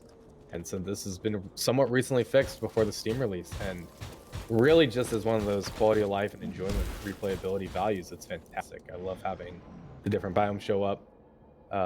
And more fun trivia, unrelated to specifically vanilla along with the Chosen, in the mod jam setup that some of us have used and played around with.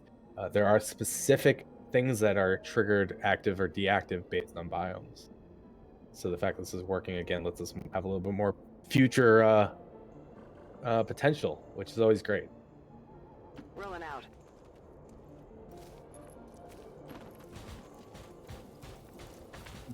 a bit behind here, but I hope that we can get some nice Overwatch positions if they come along the road in this direction. And on the subject of corpses are not necessarily required for a victory. Nicola is currently doing a legendary run right now with a no side grade option. He's only taking main tier techs, nothing that's gated by corpses. Just really to showcase and let people know, you don't need them. But they're always fun to have, and they certainly can make things a little bit easier, which is why we like looking for them. But the reliance on them is unnecessary for a win. Moving to designated position.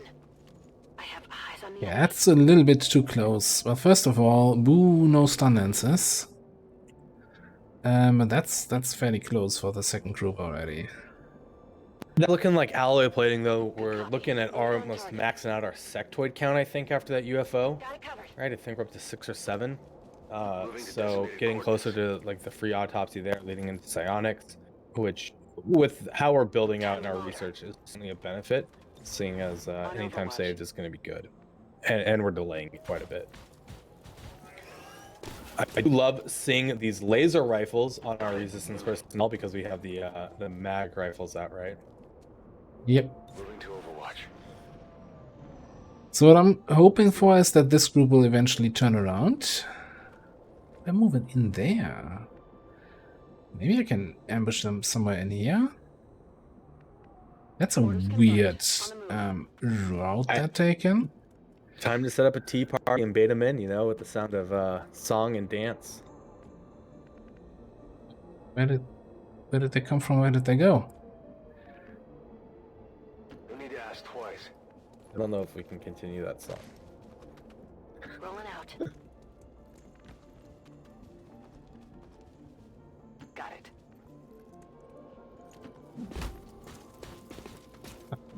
Rolling out.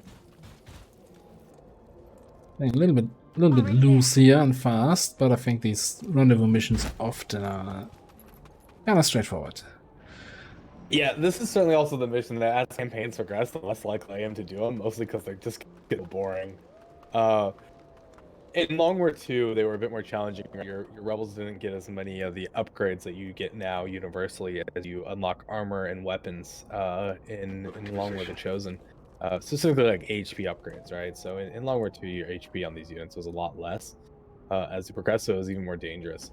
But now that you have a little bit of scaling with it, it's pretty fun. Like it's like probably good also to do. worth mentioning, for those not aware of it, you don't have to do this mission. Like, if it gets discovered, you can just ignore the mission. That will still remove the faceless from the haven, and you don't lose anything. Well, you don't lose the opportunity to get XP and corpses and stuff, but if your haven advisor isn't well equipped, or if you like have a 5-man haven and the mission pop-up says, oh yeah, we discovered 3 faceless in there, you might say, you know what? Let's do this. Thanks for finding them. Yeah. Deal with it on your own. So I'm thinking they will come very close here, and then the following turn we can take the engagement. And I thought they would get close enough to that guy here.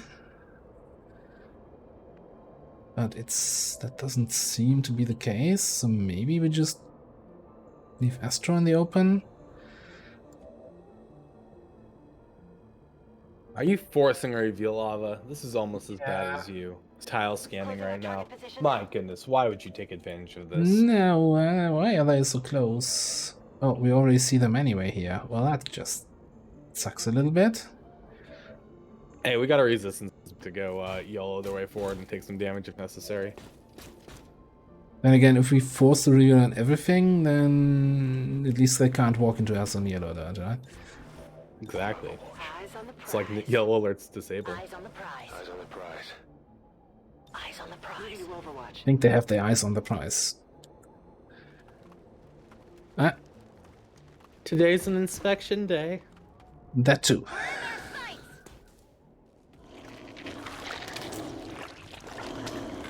Very nice of them to jump out of that cover to begin with, right? so they're not actually getting that half cover on one side. I if that's know. the activating pod. We're wasting the Overwatch shots on the far away group.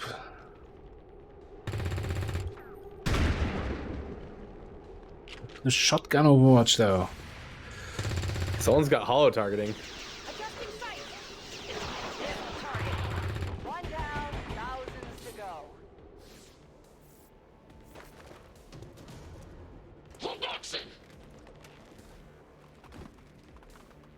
Gambling on Excuse me, where's my second sentinel shot? Or did we already get that?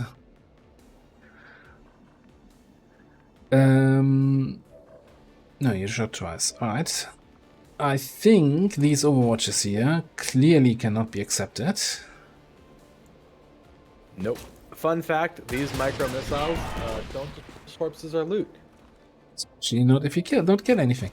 Well, that too. But if you do kill them with the micro missiles or resistance mech, you do not destroy corpses or loot.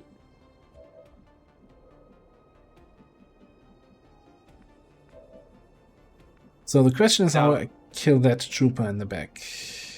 Also, well, as much as I would love to micro on this, I don't think this is very complicated at all. Clearly, you're working on flanks, on the gunner, on the trooper, on the officer. We got flashings available. We got smokes available. Trooper is the least deadly of things here. So, I'm assuming is just looking for which flank's going where and taking the shots. Yeah, I was checking who had that holo targeting to make potentially the kill on that trooper possible. Because so the face is somewhere over there. I don't think he can reach me, so I think I can take the flank on the gunner here. But I need a little bit more than that. Okay, I'll go. We've heard rumors about some kind of shapeshifters. I'm guessing this is it. It is a remarkable species. Oh, the face wasn't even Had active some yet. means of containment. Yeah, that's very weird. So I think we probably grenade the gunner and to do a little bit of damage. I'm going.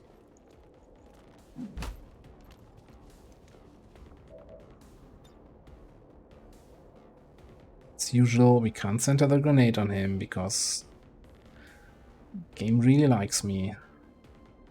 Heads down.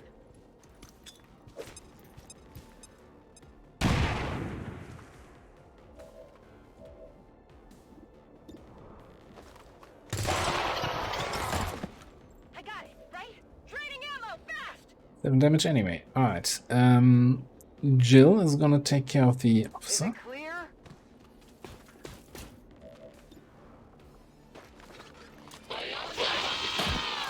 Happy now? Gonna need to reload soon.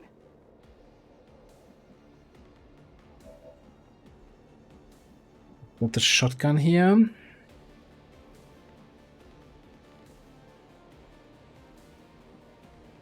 So 14 mobility, right? That's 8 tiles. 4, 5, 6, 7, 8. I think he's swiping anyone this turn in your current positions. Yeah, so, but I can't go here. Like that's within 3 tiles of that, so Oh. that's kind of swipey range. On the move. Let's go here and let's just see. So even with a holo target, that's not a good shot.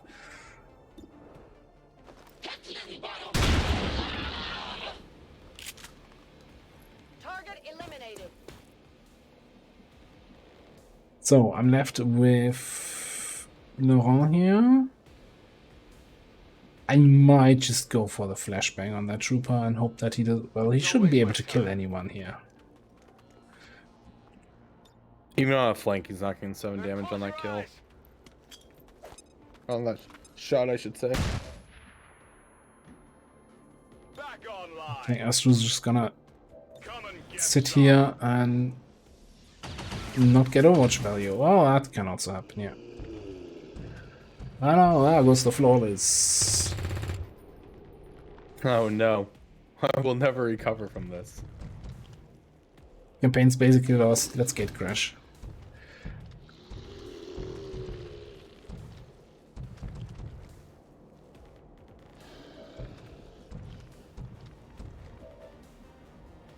On your order.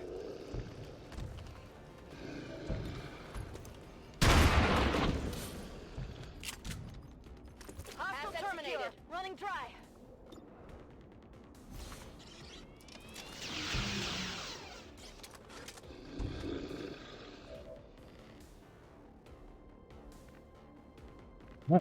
G? No, I do have a... Do I not have a laser Sten gun somewhere? You're gonna kill this thing. 3 to 6, you might. I want to give the kill to Astra. If he really wants to. No, apparently he doesn't.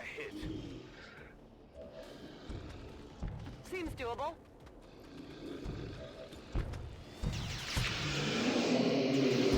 Well, how about that? Positive confirmation. Area secured. Status confirmed. Mission accomplished. Not even flawless. Maybe I should go back to veteran. The speaker commended I thought you'd lose a character on a veteran once, so now I only play on standing rookie. up to those who would abandon our values for those of the old world. The remarks How many gate crashes did you have again today? Peacekeepers 0. Wait, did I gate crash today? Oh Like god. 3 times? Oh goodness. Wasn't that today? Commander. That was. Looks to me like it's working out just fine. It's okay. I've explained this on my own stream. We don't need to keep it on a YouTube video now. Oh, what's going on with me, guys? My brain's not working. It's a miracle that I am this coherent at all today. I think.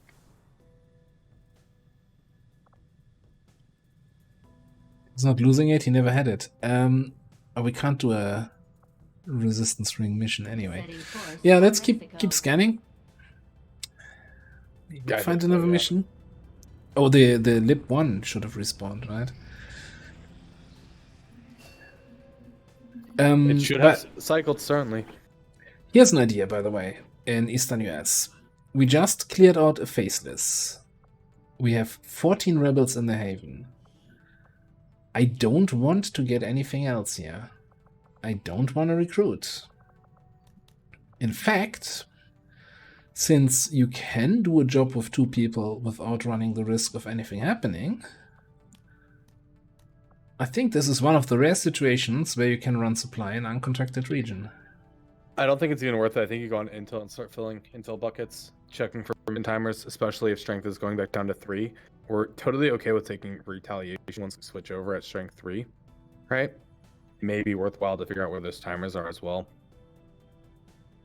Yeah, that's like my concern is exactly if you do Intel there, then that just adds more stuff to the Intel, the retaliation bucket without adding But in only too 2 much people value. Only 2 people is like nothing. I don't think it's worth going to supply is my thing, right? You're looking at what, like 7, 8 supply per person. They're not even, it's like 4, I think, per day. Yeah, per person per day. Yeah. So I was doing exactly that in my one of my YouTube campaigns, my most recent one, and I really appreciated that trickle income, even if it was just, you don't pick up the supply job every month because for 80 supplies you're not flying over there, but All right, let's do it. Let's do 2 on supply. we'll see how much it actually gives us. So this at the moment, this estimate is because the month is always over, but yeah. We'll see at the start of next month how much that actually is gonna be. Okay, workshop. Oh, now we can start clearing out a few more areas with more efficiency.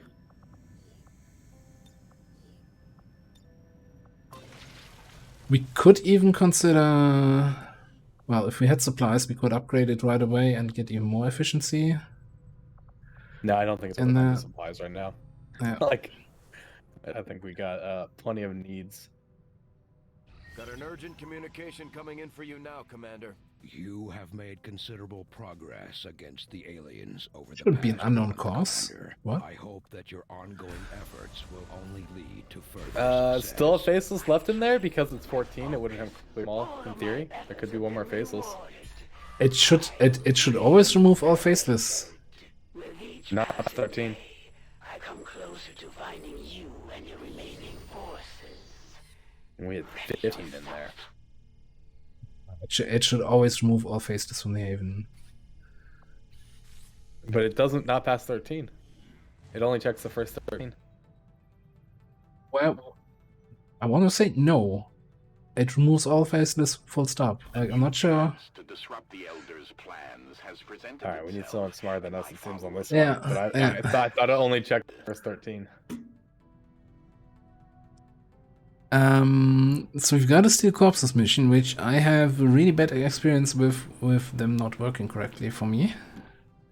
Okay, hold on. So the counter chosen activity, though, this is actually super, super important. If we take a look at this one, this is countering retribution, right? Yeah. Hang on. Retribution adds to their knowledge bar, right? Effectively giving them a month. Countering retribution delays their knowledge Everything gain. we've seen indicates the Chosen aren't going to stop hunting us, Commander. Our I am only up to option is counter this find and them keep delaying first. the To do chosen that, we'll need to work with the longer resistance in of whatever way covert possible. action in the Does ring. this indicate that if we don't counter it, they do retribution in Eastern US, or is it just the location of the covert action? Location over action. I don't think that actually determines where it's going. Because like if the assassin does retribution in Western Europe, it's like, yeah, knock yourself out. Don't care. But okay, let's see if what we need to counter this without failure chance here. So if we can get away with a bunch of corporals, that's basically my idea here.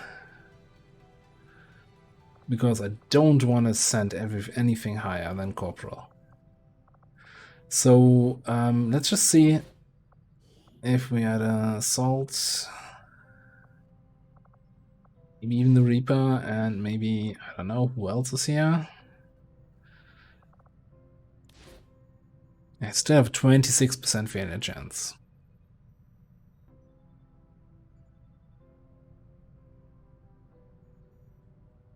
Do we take higher level people then? I would. I think this is worth it. Like, this is a long-term play here, right? Like, CAD is the end all be all. It's the serious mission in any campaign, and being able to slow down chosen knowledge gains, I think, is important.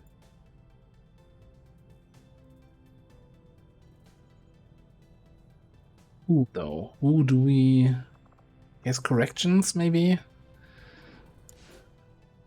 Yeah, I would send corrections. I think we can get away with an assault Even here. that, yeah, we would need to put more of our high level people in there for 9 days. I'm super not happy with that. Like 21 is not something where I would say I would send them out. Okay, so hold on. Can you play Steven with someone? Stefan? Someone? Well, that's corrections. That's the Oh, sergeant. what about... Oh.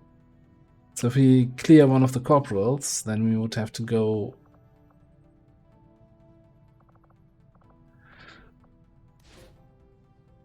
Dude, send a weird gal.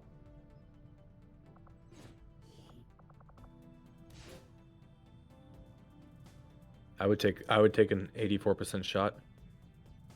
I would take a freaking 95% shot. I think this is worth it. Right, equipment. We have a 70% chance of an ambush. I think we skip the Predator armor and we keep that home. We still have 11 health. Feeling generous, you can keep the nanoscale. Maybe we'll get ambushed and get more experience. Making it well worth it. You just gotta have to stay alive here. Corrections. It's got an arc thrower. Basically, they only have to kill one enemy on the map if they get ambushed. We got 2 arc throwers. They can stun everyone forever. Look, if we have a scatter ray, then we have that on the higher ranking assault here.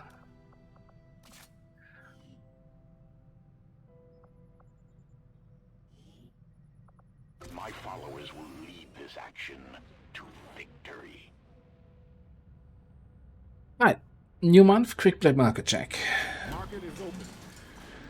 Conditioning PCS. Well, that's one conditioning PCS. We'll gladly sell that. Wish we could sell some more stuff. I guess we can get rid of, I don't know. 5 Viper. We only need 2 more sectoid corpses for instant autopsy, so I think we hang on to those. Yeah, definitely. Get 18 trooper corpses. And we already have like 6, 7 platings built. I would be willing to sell up to like 8 of the trooper corpses comfortably. Though it's only 40 supplies, and we really have to ask, is the ally going to be worth it more? Do we want to hold out maybe until they're ever worth it at 10, right? Double the supply count. Do we need that 40 supply? Probably not.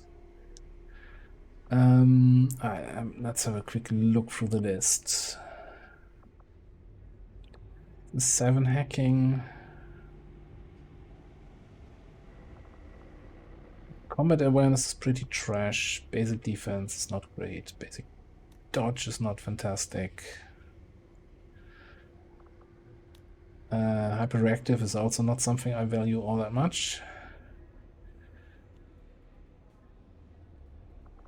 I'm not sure what our stock situation is with our snipers. The question is there anything we desperately need to buy? Still think we're definitely behind on both engineer and scientist count.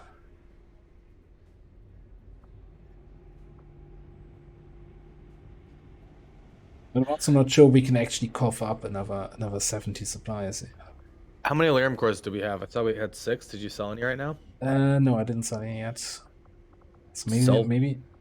Let's sell 4 of them and then sell some of the troopers to get us up there. I do think the scientist is worth it. We're not like we do have mag rifles. We don't have a lot of people that take advantage of mag rifles right now, right? And so it's really the advanced mag that's going to be much more valuable.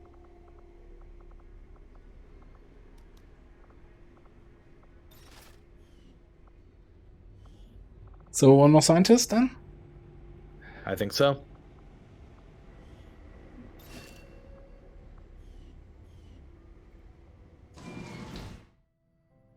Yeah, and then we have a smash and grab coming up, and we can probably have another look what else we need to finance. For Sector 8, Mexico.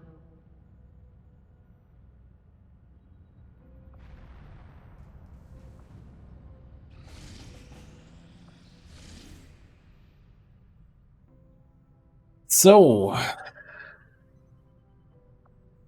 hate to say How much it. intel do we have? We have like 20. We can't even boost it if we... Unless we get intel hacking reward from the jailbreak. What's a 4-man look like on that? That's what I was going to check here. If we have...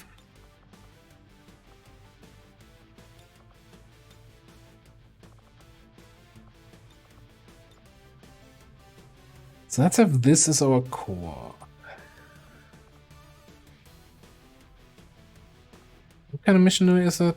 Recover item from facility. We could probably do something with a sharpshooter here. Probably an assault though. Even the Reaper could be an interesting pickup here though as well. Ballistic weapons, right? Yeah, okay. We can't afford to upgrade the assault gun though. We just sent our Oh, we have the scatter ray from the specialist. We have a mag rifle we can put on the specialist. Yeah, I've got a mag rifle, I've got a laser rifle. Let's see what else. Yeah, that's it. So the assault's looking better than the Reaper then, because we throw the scatter rays on our specialist onto the assault, we put a rifle on the specialist, and suddenly we have a solid amount of additional damage.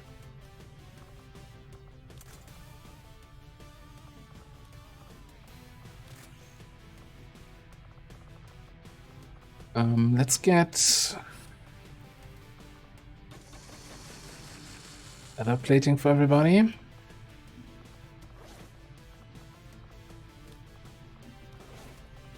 That assault having a Templar head is just gonna keep confusing me here.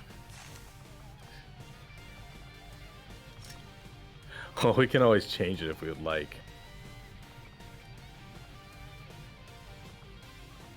Do you have any additional AP rounds we can use on the specialist? Let's see. Yeah, we got some available. I think I want a medkit here though. And probably gonna drop the flashbang for that nanoscale that I saw there. I think so. That's with 4-man. Then we have one Predator armor. Gonna say... I think the assault. Yeah, the assault's probably more likely in danger, even though copyright has the lower health. What else? You have 12 mobility. I don't think there's any PCS I really care too much about. Let's give you autoloader. Like, the benefit of this is that we have the remote hacking for this mission to hack the objective. We do have a Templar that can take some hits if necessary.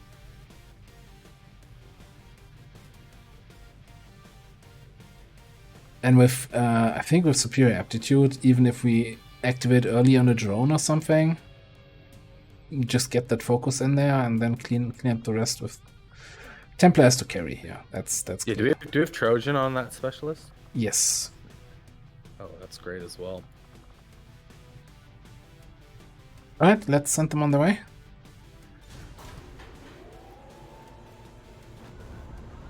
In position to drop.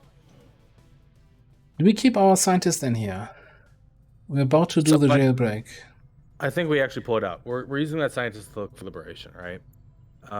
General ops, we should hopefully have a decent time of discovering. We have a jailbreak pulling out a few more systems personnel. I think we want to get a soldier in there to add to that recruit bucket. But I also don't think we're gonna switch. Like we keep them on intel because this is about to cycle. Certainly. And with that, we go on into the second mission of the night. Interesting. Yeah, that was the Lance Corporal from a jailbreak, which I'm still not. But I think wasn't there a mission where I had to leave someone like unconscious and then got captured? Oh, wasn't our theory last time that or this person got captured on a different campaign of yours? Because it's a character from the character pool? I don't know. Yeah, I don't know either. Oh my god.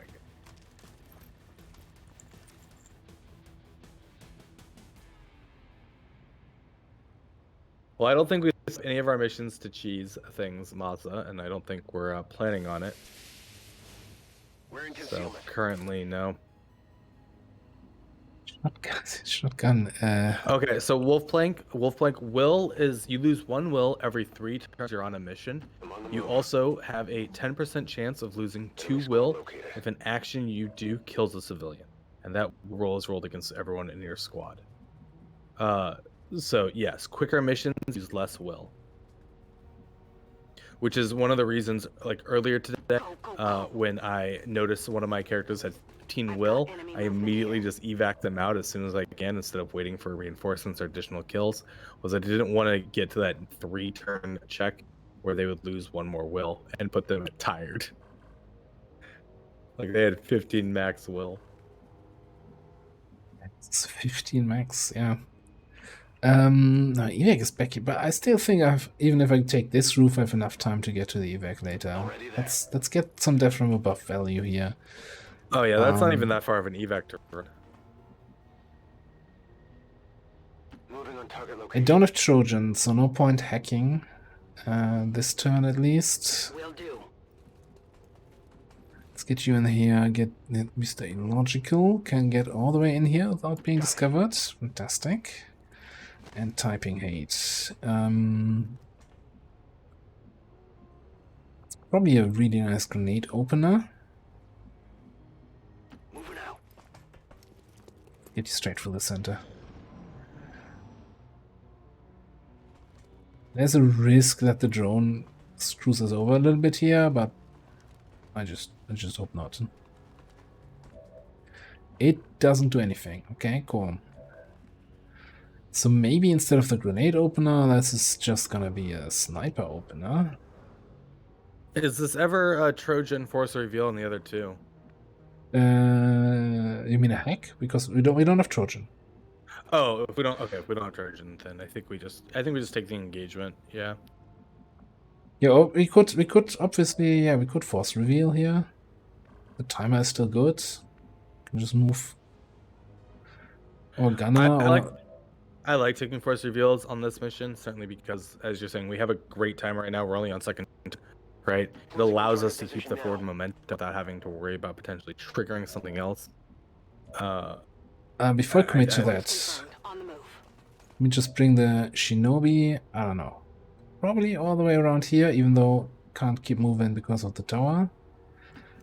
But I just want to make sure that there's nothing else nearby. Okay. Also, coming out of stealth, you don't take the Overwatch penalties, is why forcing reveal on the first pod can be very, very beneficial.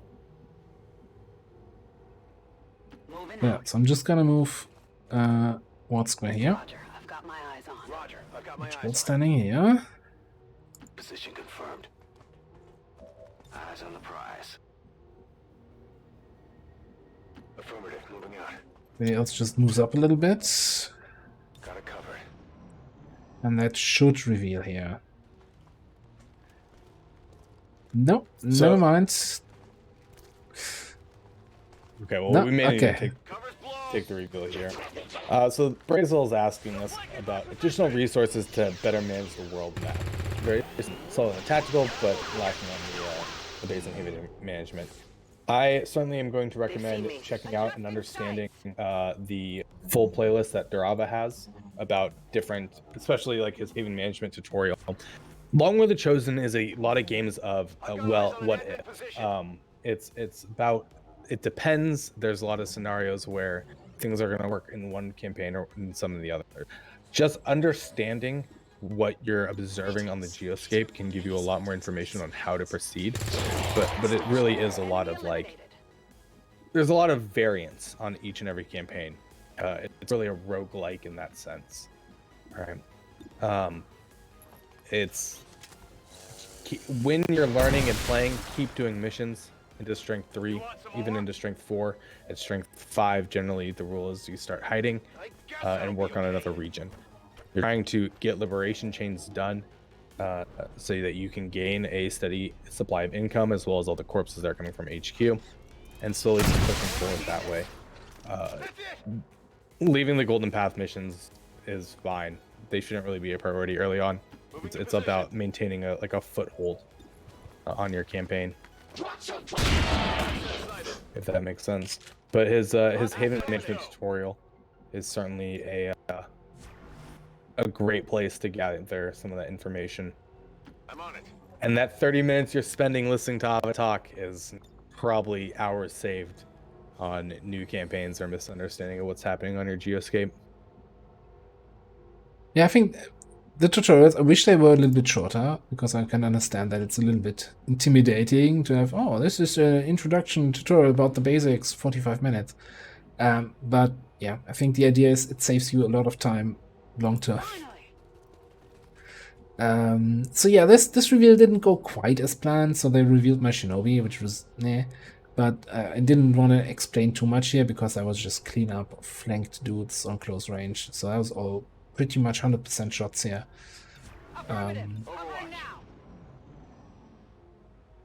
So yeah, at this point it's just moving forward. Even though we're not concealed anymore, the Shinobi scouting has the advantage that they can still do something after a dash, as in slash somebody. If you say so. Where to?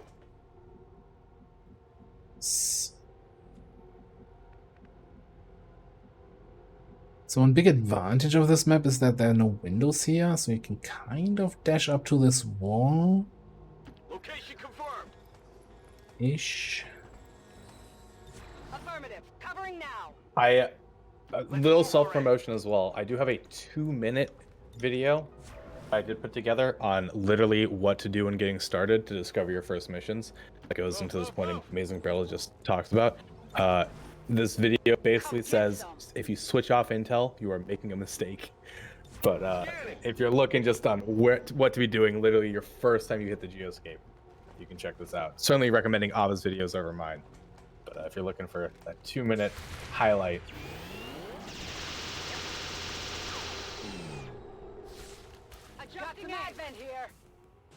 Yeah, so I think one of the most important hints is whatever difficulty you're playing on vanilla, tone it down at least one level for the Long War of the Chosen. Alright, so we activated 2 guys and we saw also a 3rd guy Right on. back here, which is probably a full group, right? Because troopers are never on their own. And Marcoin, thank you very much for the sub.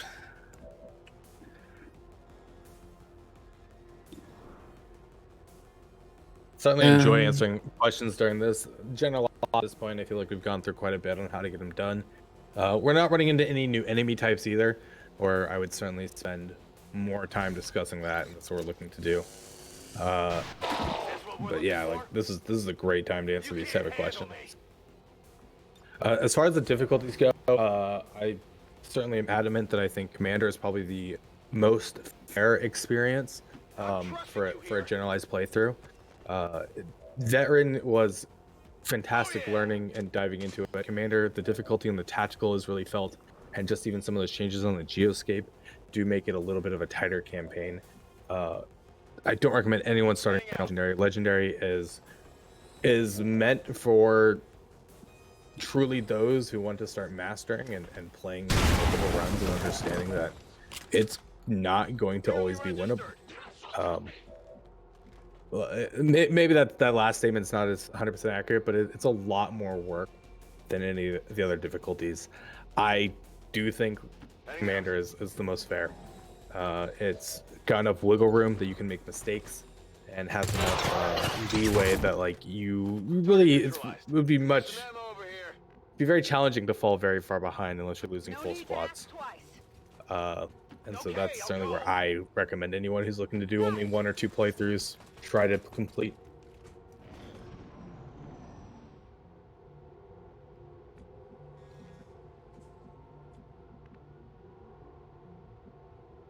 Alright, I'm gonna bring my Shinobi up here. We saw, you know, the game was cheating in my favor. I saw the Viper group in the back here. So I'm trying to activate them, and then I probably can take good positions with the other guys waiting down below. No. And another solid no. But that being said, you know who has a good position? My sniper.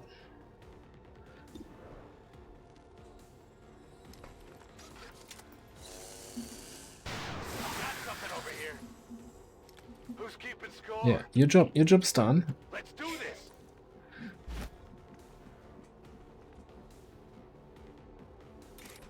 And the job of this trooper is also done. His job was to die. And that's it. There could be the drone left on the map, but it's kind of unlikely. We'll certainly know as soon as you end turn. I think I'll take the full dash though to so I can hack next turn. And who has the mobility here? Logical has 13. He picks up that load. To further expand on the difficulty, the jump actually from Commander to Legendary on the tactical is quite noticeable in the early game.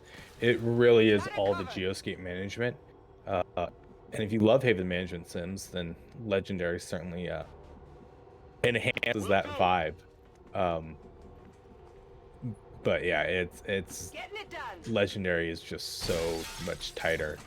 The other thing that you don't really realize is all the increased cost from Legendary to Commander for both research and intel costs really limit your early options, and you really have to play bet on every tactical mission that you do on Commander, right?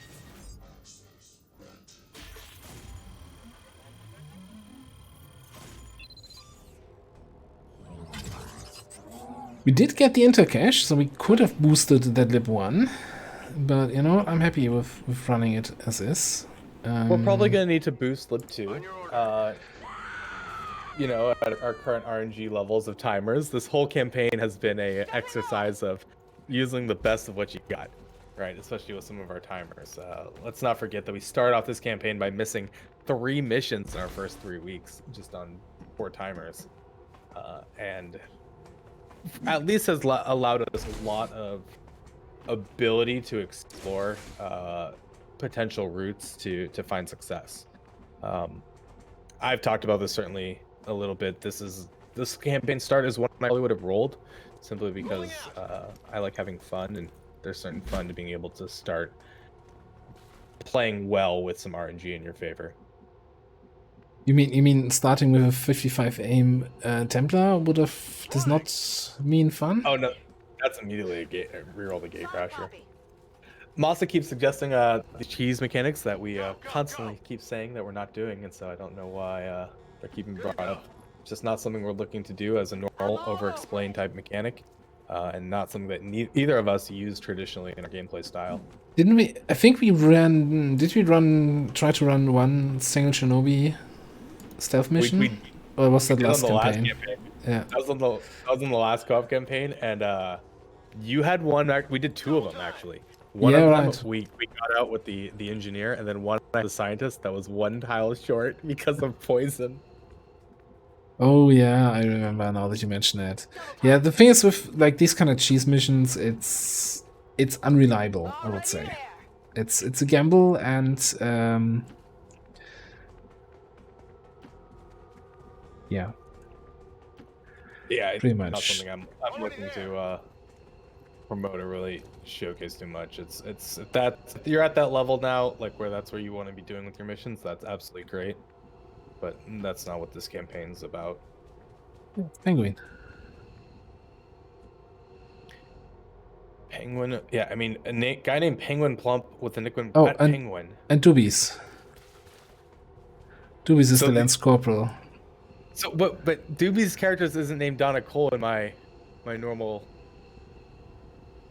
That's maybe gotta it be was. from this campaign. It's gotta be someone that we stabilize and blood out. I guess if we want to go watch our old VODs, we can figure out what that is. Ready to go. I'm not sure if I want to evac already with a few people to save willpower, or because it's such a long walk still. No, everybody's out in 2 turns. Never mind. Let's just evac. How was that? Can PsyOps be equipped with shotguns?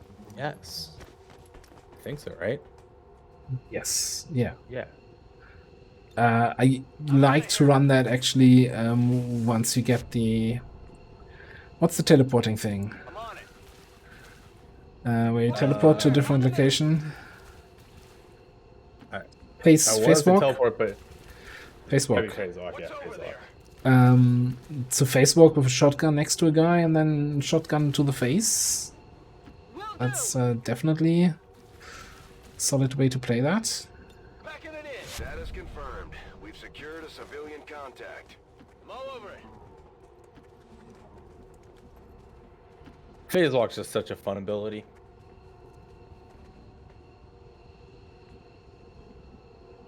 Like, hey. On the move. Hello.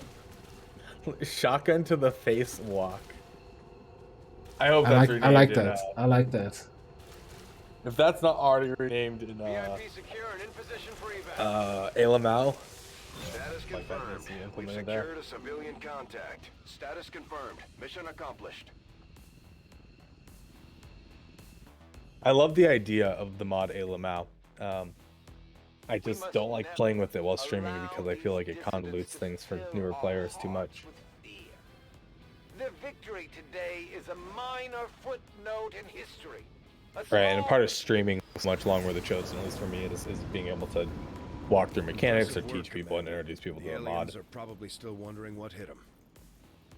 Promotion time. Okay, that's probably going to be very fast. Another Blade Shinobi, so Blade skills.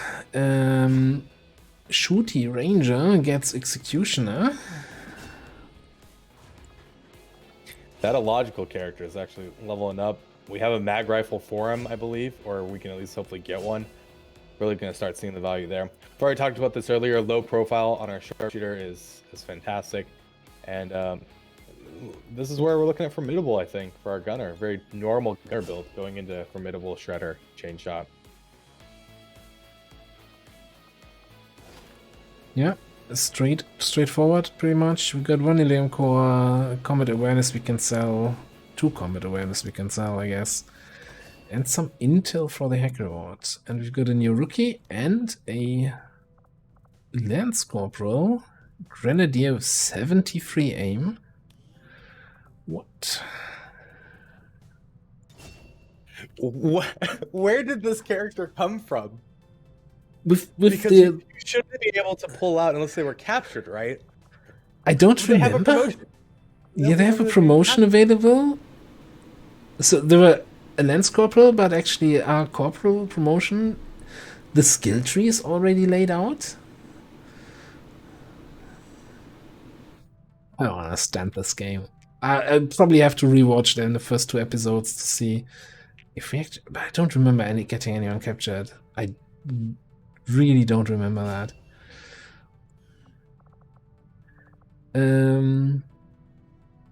Tandem Moorhead says that. Okay, I don't want to distract people. That's hysterical. So we've got a rookie here with 17 mobility and 56 aim. And 3 health. I know you love your shotgun rangers. We only have 3 rangers. We could also be a shinobi. Could also man, 56 is really low, by the way. This is 55 is the lowest you can have for a rookie. There's assault and ranger as the option here. I don't think you can go with the shinobi unless we want to go stealth shinobi with it, right? Flame attack. Flame attack's not a bad idea. Grenadier, but it's also an option, but I think that kind of wastes the 17 mobility. I think we're taking the assault here, to be fair. I think we add more assaults and they add their value quite quickly. We have a lot of squaddies. Our promotions. Yeah, that's why I was going for that trial by fire. We need to get some. Alright, let's throw them in. So you're saying assault. Mostly because every time I see a ranger, I assume they're shooting something from a distance, and it gets me killed. Yeah, that teaches you the lesson of looking at the talents first, right? Reading has not been integrated properly into Long War of the Chosen. Oh yeah, I've seen that complaint a lot. I keep trying to get the devs to integrate it. Sure, let's go with assault. You win this time, but if we get an 18 mobility, that's gonna be that's for me. So yeah, by the way, right, so the 2 guys, 75 supplies a month. I think that's perfect. It's not bad. Let's put those 3 on intel and let's find another general lab, do our smash and grab. Good point.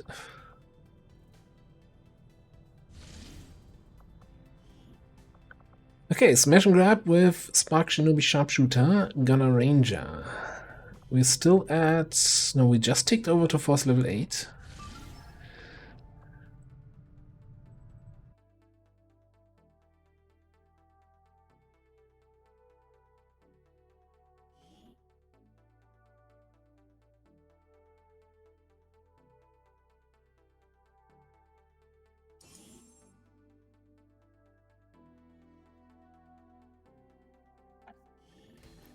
The thing is, why assault kind of makes a lot of sense. I think it's what, 60 aim that you get at point blank range with a shotgun. So even with 56 base aim, you can get still 100% shots. In other fun news, Distant World 2 is now available for pre-order. March 10th release date. I see people on stream already playing that. Bloody streamers getting because yes. They got better PR teams contacting them, it seems, than me and you do. Because anyone who wants to send me a Distant World 2 code, send it my way, please. I'm a fan. I'm a fan of Distant World 1. though it's like In a impossible long to play time, now. I got 2 codes for games so far. Moving to position. So I'm almost a professional here. I have Total War Warhammer 3 that I'm playing tomorrow. I got sent Baldur's Gate 3, King Arthur Knight's Tale, King Bounty. There's a few others probably in my email somewhere. I got Fort Triumph, an early That's a copy. great game, by the way. Fort Triumph is a lot of fun. And I think was it the first BattleTech expansion? I got an early copy from. It's not a bad one. I haven't played any of the expansions there. Battletech doesn't have co-op, does it? Well, I mean, same kind of co-op that this game XCOM has, has. right? Moving. So basic standard smash and grab. We've done a few of these already on this campaign. We're using our Shinobi to scout. The rest of our squad doesn't have stealth. So Ava's quickly looking for a few of the enemies, and we found a mech archer. This might be the first time we've seen a mech archer on this campaign. Mech archers prioritize their ranged missiles and staying back as much as possible. They're also the first mech that you're going to be introduced to that can overwatch on a scamper. So that's certainly something to consider with this pod. Taking the engagement from a force reveal may result in less than ideal engagement. So you probably want to try and take this engagement yourself in the best situation possible. That being I would said, take a shot. Sorry? Go ahead. I would take a shadow step Shinobi if I didn't take a blade Shinobi. So, you know, every third blue moon, it happens. I think even though, as you just said, forced realism might not be ideal, I still think I need to, because it's a smash and grab, I can't just wait around. My sniper is in position now. Not the best position because it's like the shot through this window on the lower floor and then on those guys. I think we can handle this group of 2, even if the sniper does not have any shots. Certainly. As soon as we can get an F1 though on the archer, I'd like to just take a look though what they have, their weapons and things like that, as we do want to over-explain new enemies as they come up. You did wrong. We also have a Guardian here, which is the upgrade version of the Sentinel, and so we can take a look at the upgrades they get.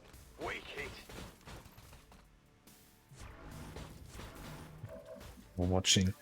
Alright, you wanted to F that guy. So, Archer, I want to have both of them, actually. So well, we're looking at a mech mini mag rifle, which is very low damage range, which is one of the things to be aware of this. They have like hardly any crits, so the flanks from them is not really that scary necessarily. Again, they prioritize using their rocket artillery. They will use their rocket artillery on a single target. They prioritize staying in back. They can hit you from pretty far away with that rocket. Their aim for that weapon is not super high either. Something just to consider. Like, this isn't that scary of an opponent. But if you group up, it can be devastating. The Guardian now has cool under pressure and covering fire. These are both upgrades to the Sentinel, right? And they have Guardian, of course. For each chance they overwatch, they have a chance to take another shot. You don't want to be running overwatches. You want to have your lightning reflexes guy play this overwatch if you don't have a way to kill them. It's a very scary unit. So, my lightning reflexes guy. Anyway, so we get a 67 on the Guardian.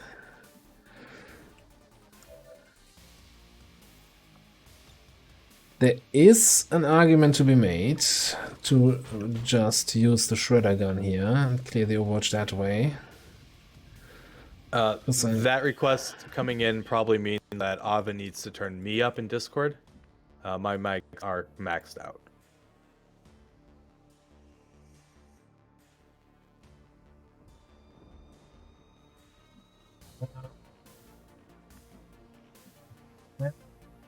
Do that. Hang on. Let me just do this.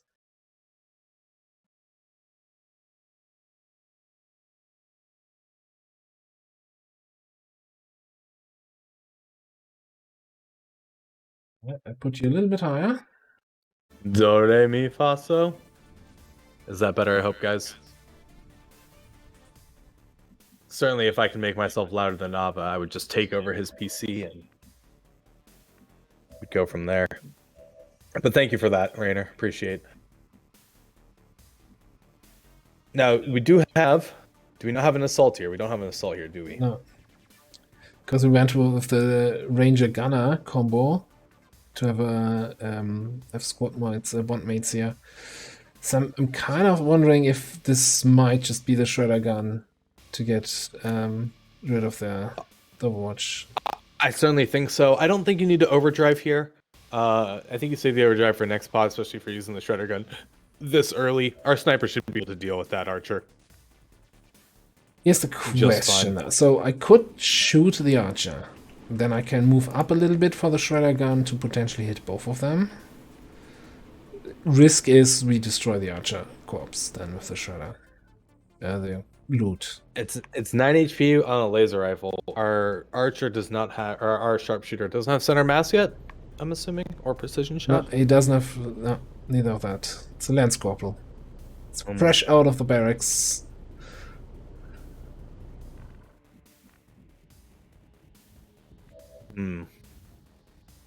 Alternatively, you have a gunner though follow up, right? I think this is just the shredder gun on the Guardian.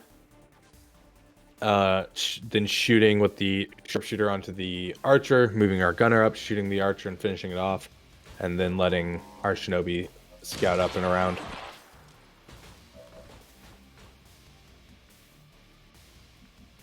Okay. I was not expected that. The full 8, okay. Hang on. Let me actually check first if I can move you in a way that you see the guy.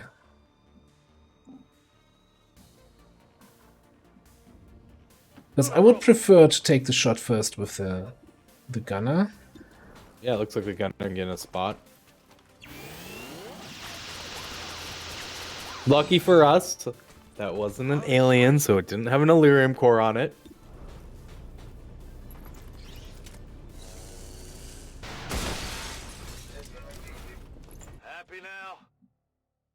So I could steady now, but I don't think this is actually a good position. So let's use the death from above to move you up. It would have killed the archer, by the way. Orders confirmed. Moving out. No, because the RNG seed would have been different. True. But if it had been the 9 crit, it would have just killed him because he only had 9 HP and we had AP rounds on there. Now, one thing to remember when you do these missions is when you do to the crates, and I'm talking about this preemptively, as there's been issues. So hang on, before you continue, what was my video title like 2 days ago? Enough about the damn crates. No, I think it was shut up about the crates. I have reassurances from Ava that this was not directed to me, and so I'm going to take that reassurance and believe it at face value here. Okay. That you want to get on top of these crates and you want to click the open crate On my way. button when you get that opportunity. Now Ava here is just observing the interior of this building, not actually using his mouse to scan for anything, just figuring out where he's moving to. Very important distinction. What else would you do there? Exactly that. There is nothing else. I'm just very impressed with your movement over the terrain and your observation of terrain. I'm a little bit concerned that we haven't found anything else. So there's 7 to 9 enemies on the map. We killed 2. We didn't even get any sound signals here. The roof is on fire. Maybe I think not, though. before I open this door, I actually pop up on the roof and see what's happening. I think so too. I think trying to get that information, even if it reveals our shinobi, is fine.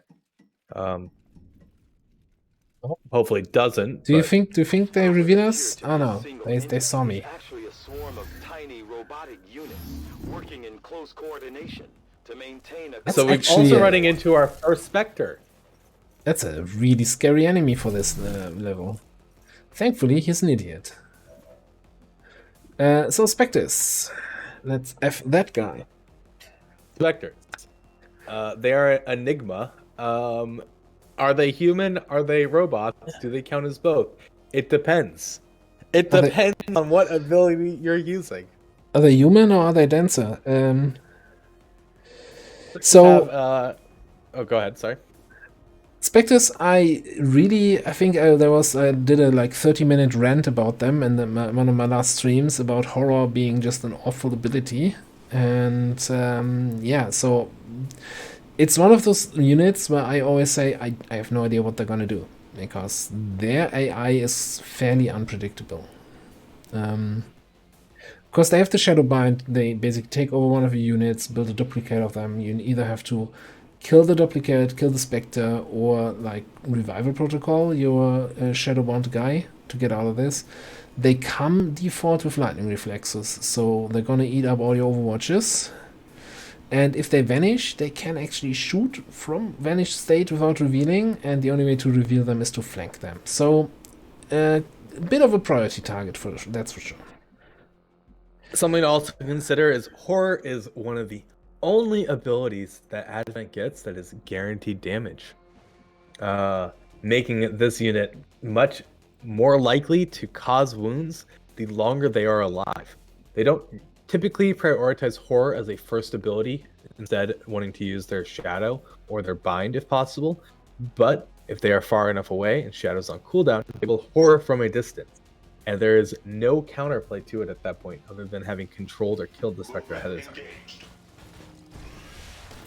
So let's controller kill the Spectre. Now, unfortunately for CK here, Spectre is not on a lower level, so just never gonna get a death from above here anyway. Nice crit though.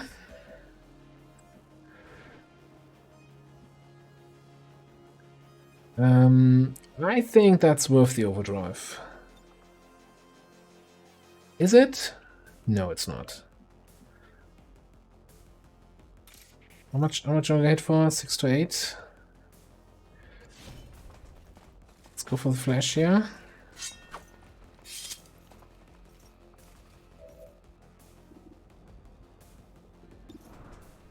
Not gonna miss a 95. So to further enhance our conversation about the Spectre, I have pulled up their AI. They actually do have a priority moveset, and this is Shadowbind. Shadowbind is going to be the priority. If they are not within range to Shadowbind, then it gets a little dicier on whether they're going to go stealth or swimmer. But if Shadowbind has not been used yet, they will try to Shadowbind first.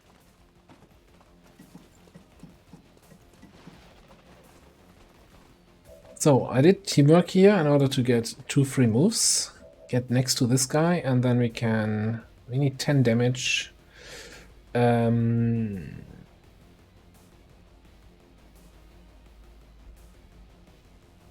have an 85% chance to crit here, by the way. Yeah. Count that into your damage calc.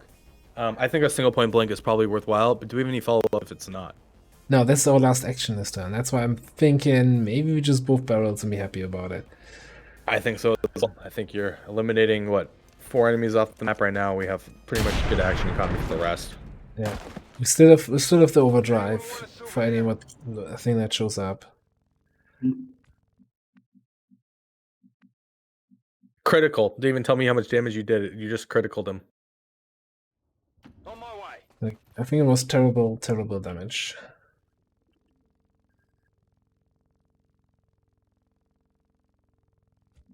Yes, they need to be within a blue move to shut up.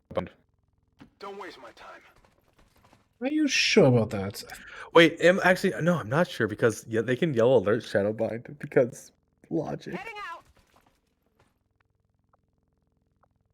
So, we do have the free reload anytime mod as part of this mod set, and that's a little bit sometimes a controversial mod because it makes autoloader stronger, because you can choose, like in a situation like this, I could choose to take the regular reload and not waste one of the autoloader charges. So I'm gonna intentionally avoid that. Movement request confirmed. I don't think it's such a big deal as some people make it out to be, but just something to be aware of. I think I'll take the crate, even though that usually Vectors have puts- no. I didn't sign Sorry, up. go ahead. Moving to Overwatch. Does that put every enemy on the map on yellow alert? Yes, it does. I know this because of debugging. Let's rock. Spectres do not have a flanking priority AI.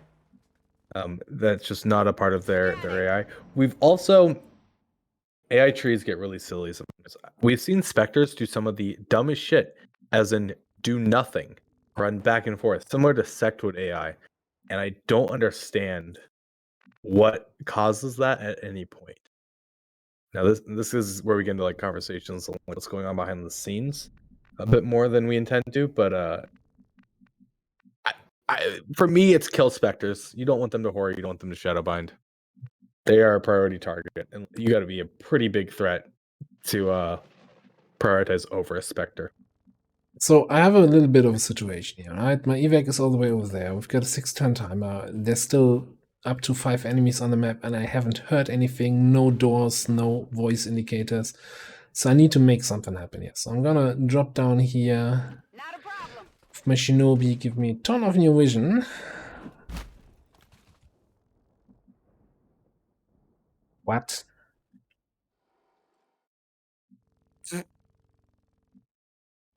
Well, okay. Where'd Advent go? Why's this window broken here?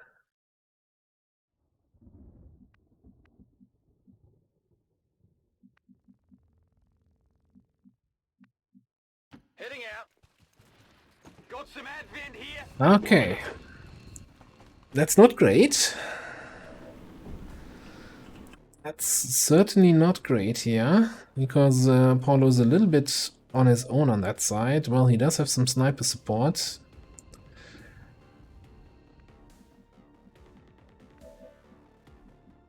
So in a situation like this, I think it's about removing targets and maybe even moving Paulo into full cover if there's anywhere for that.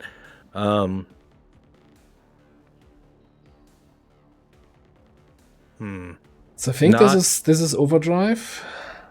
Overdrive into the Priest would be a pretty solid start, certainly. As well as leaving the Spark as a pretty solid target for them to go after. If we put Paulo back into full cover. There's also an argument to be made for suppression here, potentially. Reducing mobility aim.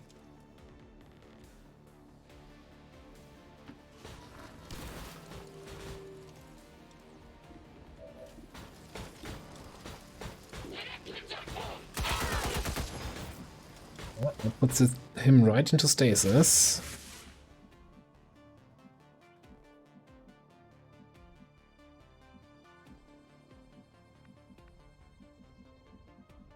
Alright, I guess our sniper can potentially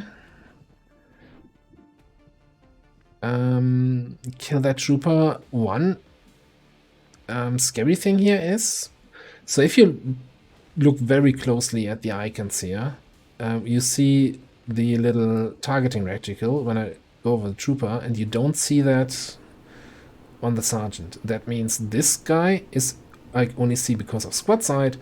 This guy I see because I have direct line of sight on him, which means he also has direct line of sight of me. So CK4 is sitting here in half cover with his free health, free ablative against the sergeant. That's kind of scary.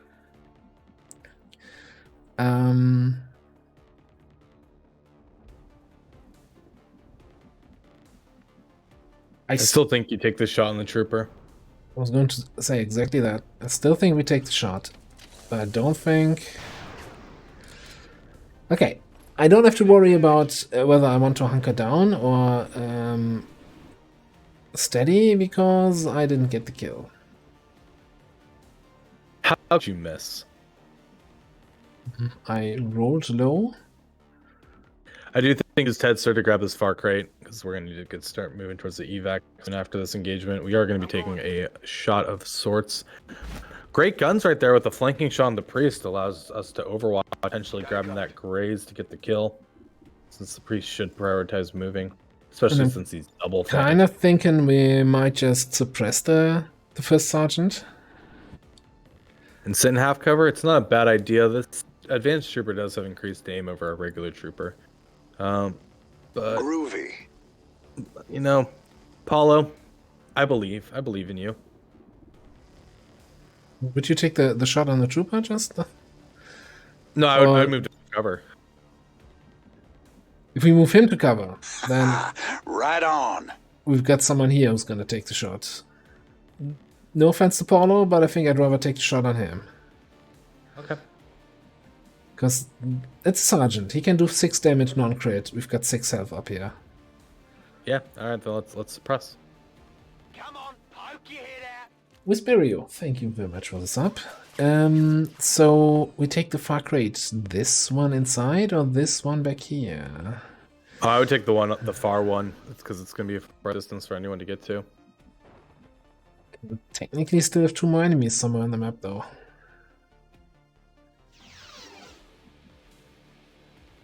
Like if we activate another group of 2 somewhere on here with that crate move, that's gonna be... Then go for the safe one. That's gonna be fun. Like we're pinching needles in a haystack right here. I'm alright. Man, I love the laser cannon graphic. Let's be real right there. It's looking beautiful. You're just lucky they don't let me use my hands. Okay, that's... Look at that SMG. That went fantastically well. The value. I can't get the shot here. Well, we can certainly double barrel from a tile away, even through cover. Like it's not that big of a So deal. here's a fun thing about Sparks. While they don't take cover and they don't lean out, they actually do lean out. If I move here, you see I'm flanking the first sergeant. If I move here, I'm flanking the trooper. I think that Spark's going after the sergeant to begin with. Servos engaged. Thinking the same thing.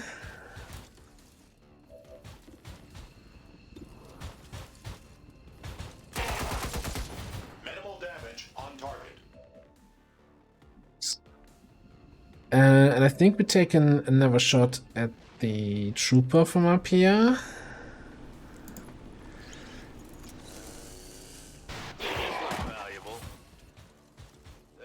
Not cutting the death from above spoilers.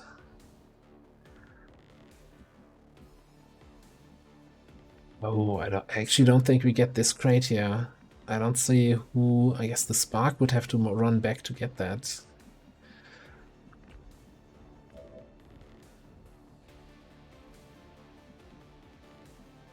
Do we just resuppress the gunner, the sergeant? He's gonna move because he's flanked. I think so. Like, we're gonna flank him. Yeah, I think Great Rat with guns is actually going back for the crate. That's the thing. He already is carrying a crate. Oh. I know that's something you're not familiar with, how exactly the crate mechanics work, but... Nope. Teach me, senpai. Every soldier can only carry 1 crate on this mission. On the other one, they can mark multiple crates. Absolutely. Yeah, I think this is a full cover position, resuppressing the sergeant. Suppressing fire on target. So, anyway, let's pick up this one. Let's bring you halfway through here. I'm not even sure if I want to flank the sergeant here with the ballistic SMG. That's not gonna add any or much value.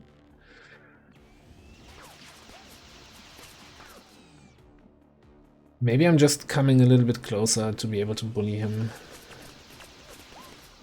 Think so. Yeah, I'm just gonna come here. Probably hunker down.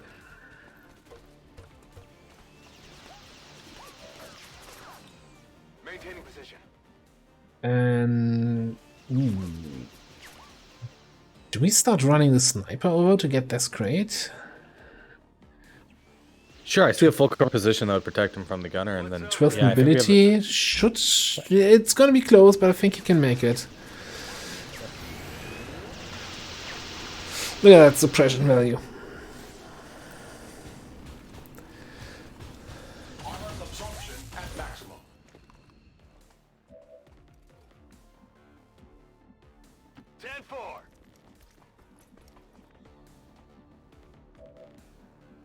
Don't slow me down. I'm wondering where our last friend is. I do think it's probably grown since we haven't heard any activity, and it's probably Thing here.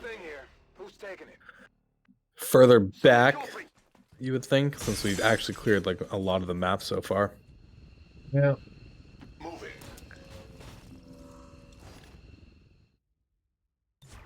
Set Overwatch Kinda priority. thinking though I stay somewhat close here in case something shows up and I need to help. Got it covered. It was an instant turn. Okay, map cleared. 7. Solid copy. 2, 2, and 3. All right. Maximum No thrust drones. A little confirmed. surprising. There better be something there. Strength 1 missions are fun. We make them harder than they need to be, it seems, out of the norm of 9 enemies on a 7 to 9. Think we should be fine, right? I don't think I need to stay here and help with the reinforcements. Yeah, I think we're out. Just I'm gone. Avenger, this is Firebrand. Package is secure.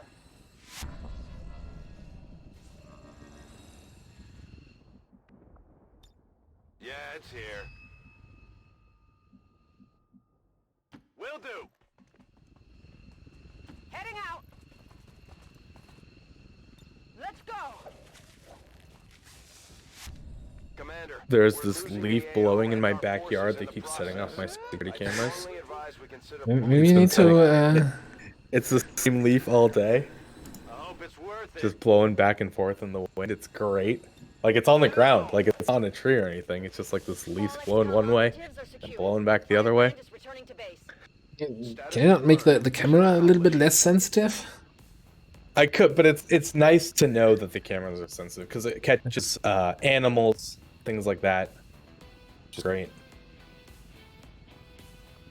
It's nice to know my security system works well.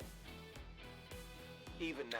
Way to flawless that mission though, and grab all 4 crates. Very impressive. Plotting to destroy Thank you all for that we have in here. detailed tutorial To on how to click return us to the chaos of the grab old- crate. Glad I could clear that up, that only every soldier can only carry 1 crate. Didn't know there was still Yeah. confusion about that. I'm gonna have to After remember that on my mission next like that, campaign. Spirits are gonna be high around here. Look at those promotions though. That's what you want to see. Alright, I actually think, even though aggression is marked here, that on a both barrels ranger, you want, since you only run as an SMG, you want a little bit more damage for those turns, but they're not gonna be both barrelsing. So I'm gonna go with Santa Maria. Yeah, I'm totally cool with that. Shinobi is doing Shinobi things. Did we ever talk about Sparks? We've touched upon it, but I don't think we looked at this tree. It's a damn shame, guys, that there is one viable build for Sparks.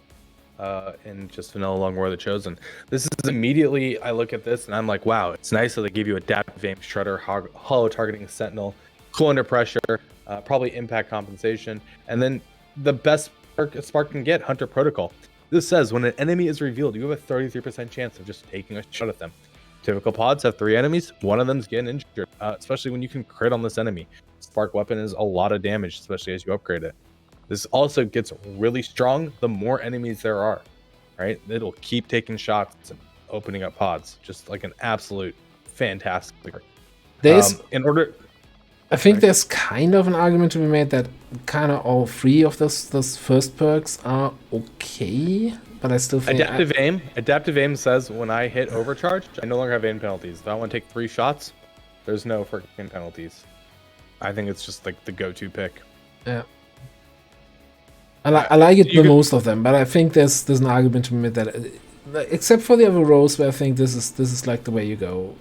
You have some reasonable choice here to make. Like, look at the last mission. We used overdrive to double move and shoot once, so adaptive aim would have had no value.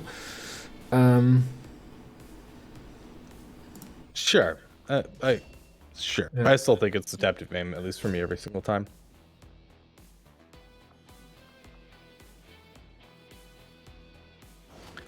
Center mass on a sharpshooter. Wow, a lot of choices being made there on our sharpshooters this campaign. Yeah.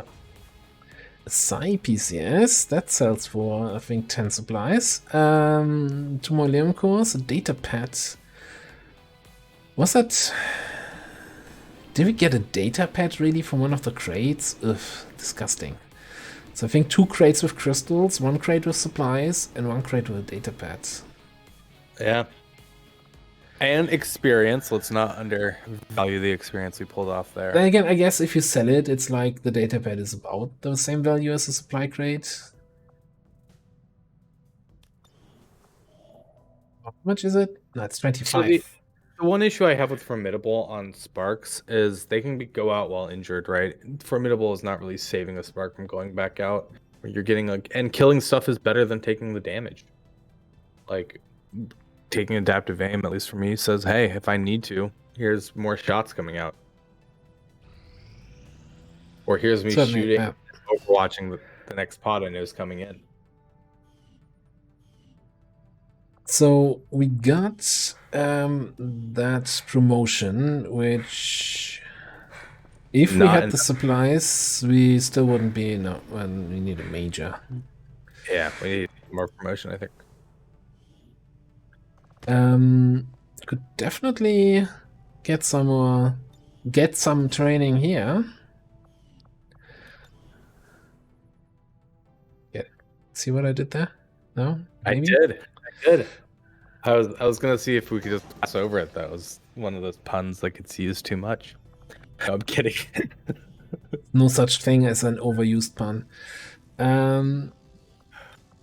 I think it's good to get this unlocked fairly soon, because that allows us probably to build a lab and catch up a little bit on that research. Certainly. Been trying out these earlier labs in my current campaigns, and I'm quite liking the value you get. Right, but that being said, I wouldn't mind finding another mission or two. There we go. Sealed armor. Oof.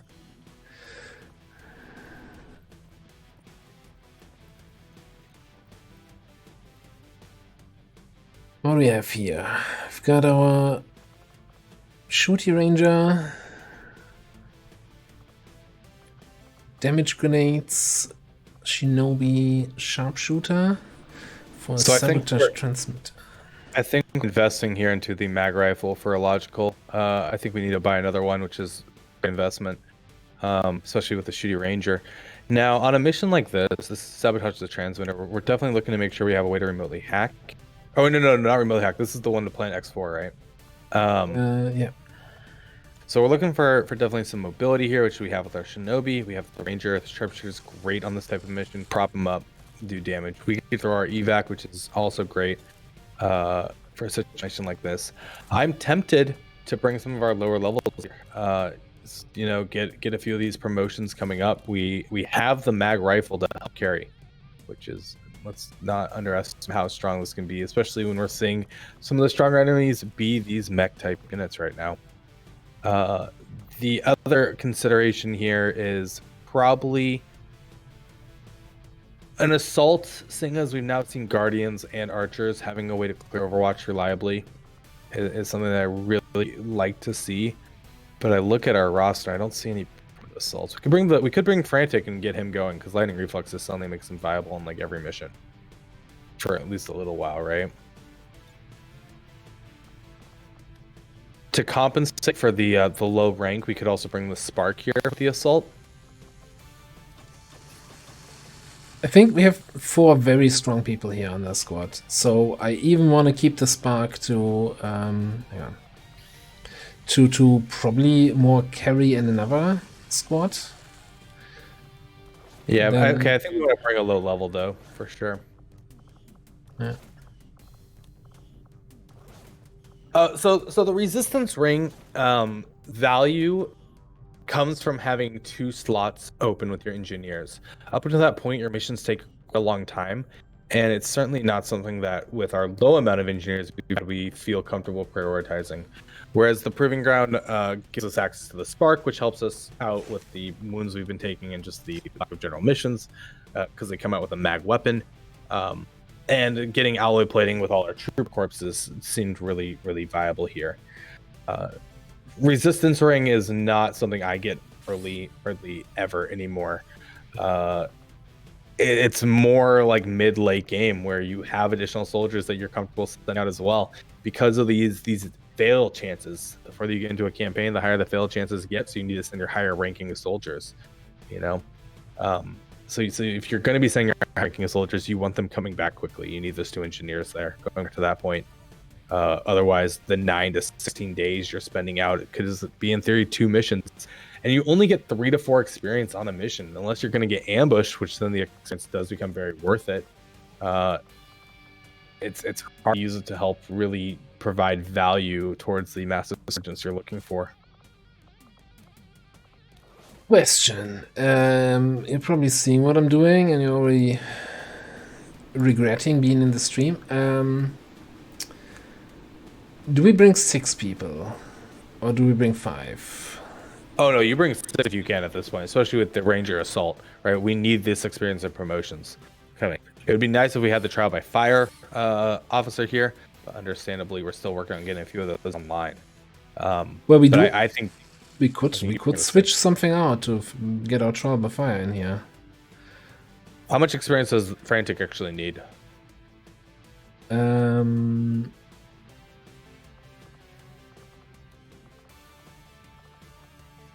He's fresh.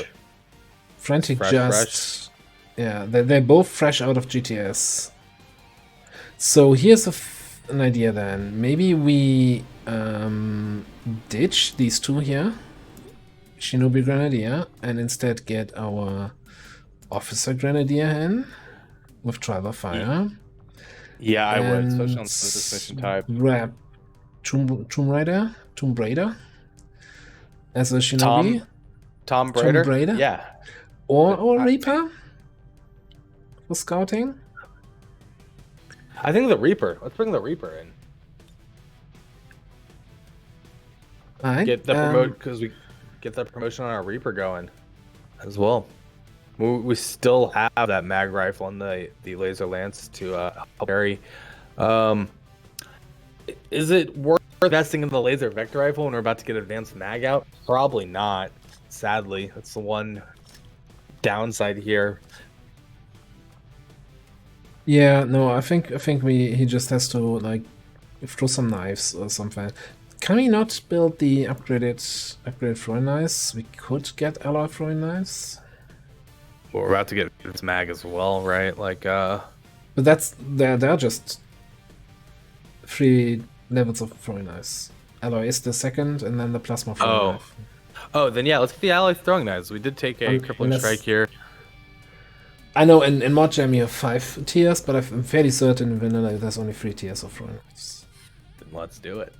Let's grab.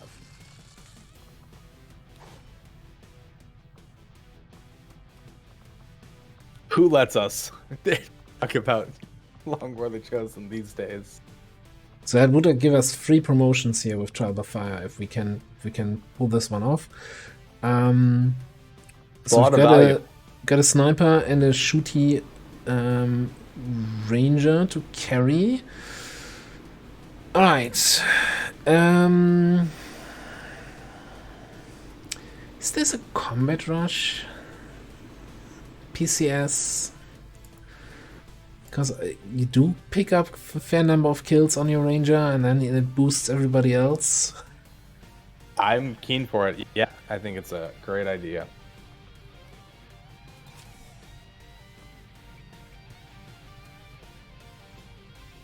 Alright, what else? I don't like the free health here on Quarter Hack.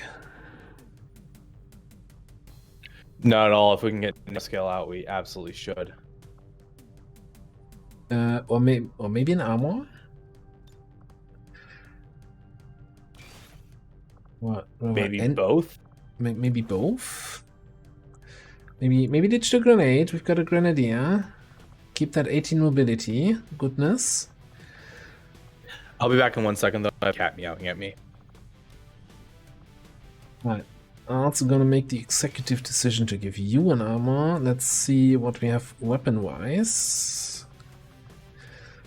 Shotgun with a few attachments will have to do.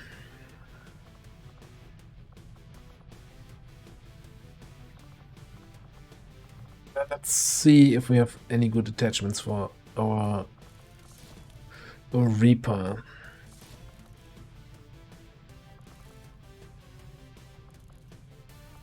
You know, we've got 5 stocks lying around. Sure, why not? 7 health, 4 health, but he's the sharpshooter. He's gonna be in the back. Small town. It's not the sewers map, so that's good. Good. Okay, sorry about that. No worries, no worries. She's a damn princess. Yeah. But I think I'm not gonna get a max shorty here for our ranger. I think the basic short sort of will have to do for this mission. Yeah, I think so. I think we need to be careful about our supplies. We have a lot to carry us here. Sky Ranger. So often that's kind of the balance, right, in the missions, where you have to, you know, how much do I have enough carry potential to get the rookies leveled up without investing too much. Right, next mission on our agenda is our 4-man mission. Templar, Specialist Shinobi Assault, to start liberating a region. Recover item from advent facility, slums map. Yeah, let's dive into it. It's gonna be a mission, 4-man lib 1, but we are bringing our A team here. We do have the laser scatter ray. Would be nice to have a gauntlet, certainly, but we'll hopefully be able to find it in time. Menace 1-5. We've got a bead on the Advent data vault near your position. Be advised, self-detonating charges are in place at the target. Move to disarm and extract the package before its contents are destroyed. Okay, I'm doing a little bit of tile scanning here to avoid any civilians when we're dropping down from the building. I think on a 4-man mission, I really don't want to get revealed. Moving to designated position.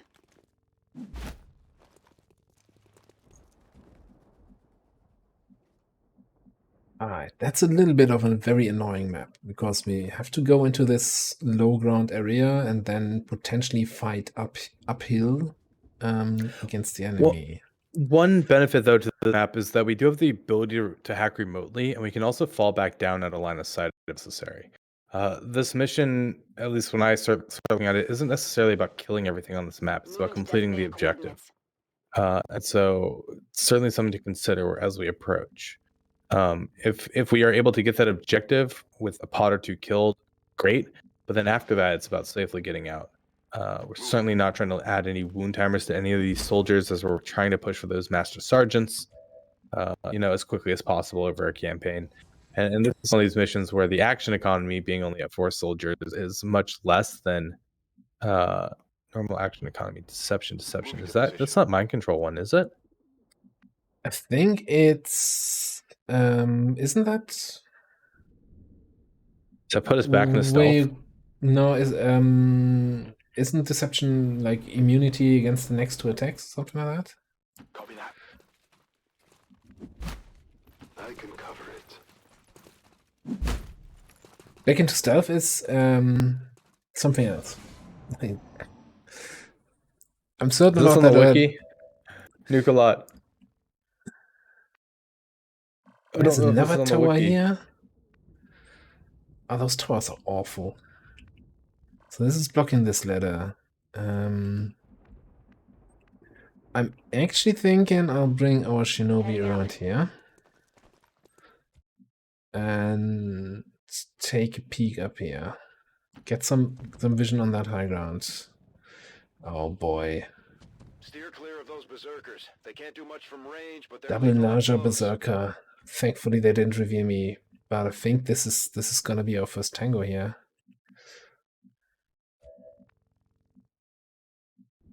Do we have combatives on spooks? We should have combatives on spooks. Yeah, right? spooks So, is so spooks this, is on. okay, so the Berserker gets 100% controlled. So this is about killing the nausea quickly and then trying to eliminate the Berserker relatively quickly with everything else. Yeah. Problem is the Berserker. That's 31 health, and we have only basic swords, right? So that's gonna be, yeah, we can combatives that. And that's gonna be one long dance. Oh, we're certainly going to need to assist elsewhere, because that's not a unit we want to keep up while we're focusing other things. Yeah, we'll have to take a look at what the hack is. I don't know what it is off the top of my head, and it doesn't look like this stuff is on the... Are you reading me wiki. here? No, you're not. Okay. Right. Double nausea as well. I mean, the other option is leave these guys in the fog of war and get up to the hack objective. Sneak through here. I don't know how, but yeah, like get around and Spooks is so in the zone. All right, let's prep for an engagement then, shall we? Let's get our Overwatch value if at all possible. Let's get. This terrain just sucks. I'm really wondering if this is a screw it. We're just gonna open up with our Templar slicing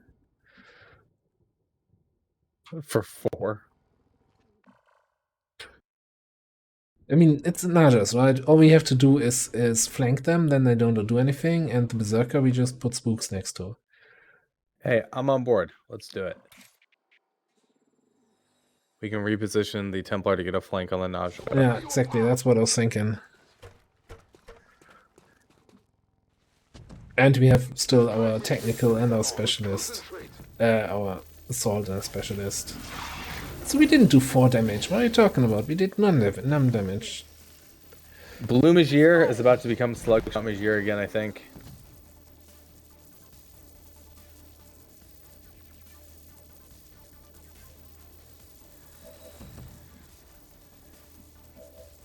Interestingly enough, can you actually take spooks to slash that nausea near the Berserker? Because the Berserker should go for the nearest unit, right? You can then use the Templar to fall to the other nausea. I mean, I've got this one covered. I could potentially stun gun. Any spot down here where I'm flanking the nausea? That's the wrong one. Nah, that's... yeah, the risk is obviously revealing anything over here. It's really... My question is now, do we use... You know what? We're always shooting here, I think. Yeah. Spooks has 50 Deception mobility. is control random enemy. Okay, if Deception is control random enemy at a 91%, I think we're taking that hack next turn. That's what I thought Deception was. Should be able to pick up the loot and then position myself next to the Berserker. I've got 10 mobility, 10 tiles. I'm trusting you here. Where to?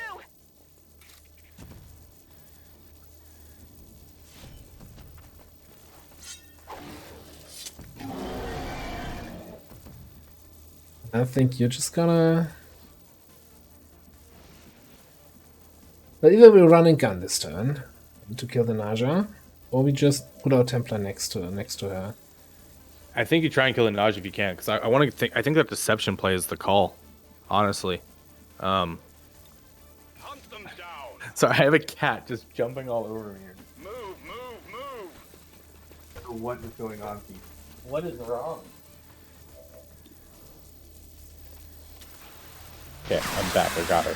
She's fine. But yeah, I think killing the nausea. I think going for this Deception, especially if it is the control at 92%, which is what we saw at the tower hack, it is worthwhile. Like, even if it grabs it from another pod, that is an enemy that could, in theory, control another pod for us for some time to get up and figure out what we're doing. Don't you? Yeah, probably yes. Let's do this.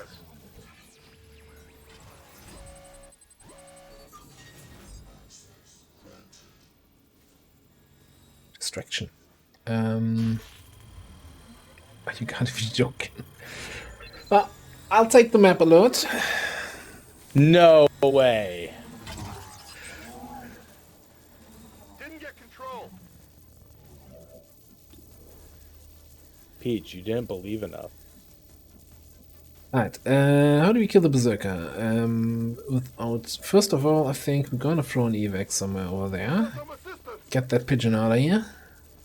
This is Firebrand. Evac request confirmed. Hold tight. Like, ideally, I don't want to use copyright to kill the Berserker.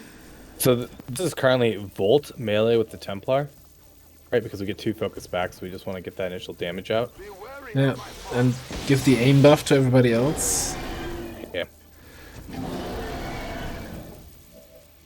Yeah, that was quite the disappointing hack.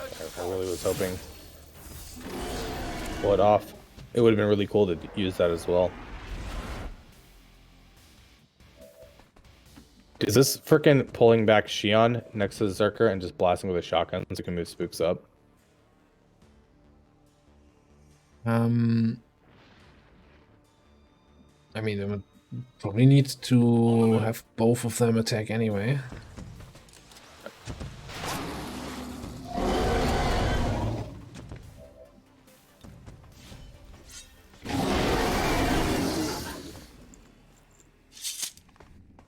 I definitely got that one. If you say so. Okay, I'll go. Let's move up, but not reveal any new tiles. I do see a Rocketeer back there. And they're activating. Alright. Trooper, Rocketeer, Viper. Manageable. Yellow We do have alerts. invert as well. Let's remember this. Yeah.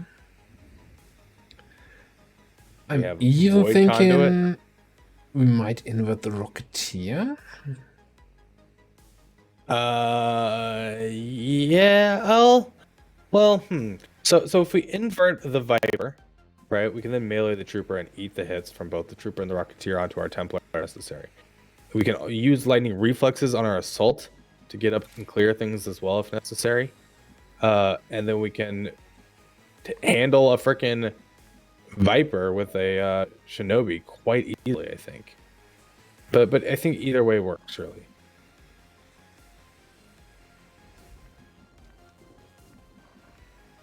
I don't think you want to Volt. I think you want to invert melee so you can do one for all. Yeah, I'm just wondering what we... yeah. See, I think the Viper's the harder one to kill and control here. So I think the Viper's the one you want to use. Yeah, that's No, why I think we can slash the Viper. Oh, okay. Then yeah. Then again, on the Rocketeer we probably have a guaranteed kill. Yeah, so we slash the Rocketeer, we invert the Viper. Okay. Just target from here. Clear the lightning reflexes with the assault, moving close to the Viper at that time. Heading out. That was not enough movement to actually activate the Overwatch. Fantastic. Exactly what I didn't want to have happen. Alright. I believe in spooks. You can eat an Overwatch, right? Or we could just eat it on our Templar. Because we mitigate his damage initially from upgraded armor, right? And then the specialist, like, we can eat the Overwatch. It's a freaking Rocketeer. Isn't there damage 3? Yeah, I think we could just eat 8 protocol. Eat it with the Templar. 8 protocol, the Templar? Sure. Yeah. I mean, you can just eat it straight up. Like, what's it gonna do? Knock off your normal ablative? Possibly.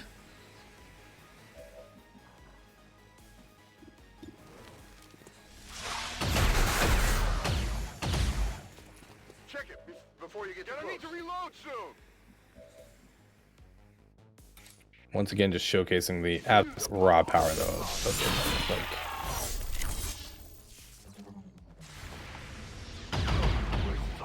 And he rolled a 5 on the Trooper. Were you ever doubting Blue? I mean, did you see his revealed action of a full-on miss? It's just setting up kills for others so that we could spread out the promotions. Blue, stop being so generous. Go back and be greedy. You're going to become a slugshot assault again. I'll stay put. Alright, where do we need to go to hack this? We can hack from here. Yeah, let's just dash there. On your order. I think the rest just chills out here for a turn. And once we have the hack, we can potentially look for that last pot for some extra experience points. Scanning.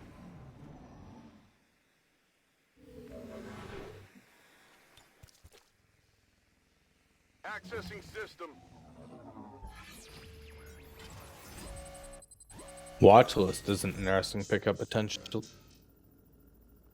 I know we need intel. We are getting intel on this mission. We didn't spend the intel. Watch list. Nah, it is watch list. Even though with our hacking results, this mission. Oh, copyright. Status confirmed. The charge Oh, that was a supply as well. I thought I read intel initially.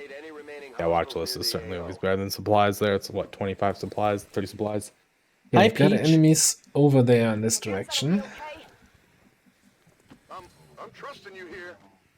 Peach, get comfy. I'm not letting you go until after this mission because you're really hyper right now. I'm on it. Scanning. This is a safe position. Like to take these kills here. Gotta keep an eye on the reinforcement timer. Oh, there, stun lancer officer. Can we take that corpse with us? It just would make sense since we're waiting around. I'm sorry, I shouldn't joke about stuff like this. No, absolutely. It's worth joking about. If you say so. I mean, we can immediately eliminate one of these with a void conduit. Like, let's not even kid ourselves. Let's just run up there and kill them. Sure, but like void conduit, like. Yeah, but what void conduit? I That's love not gonna void do conduit. anything here. Oh, waste of an action.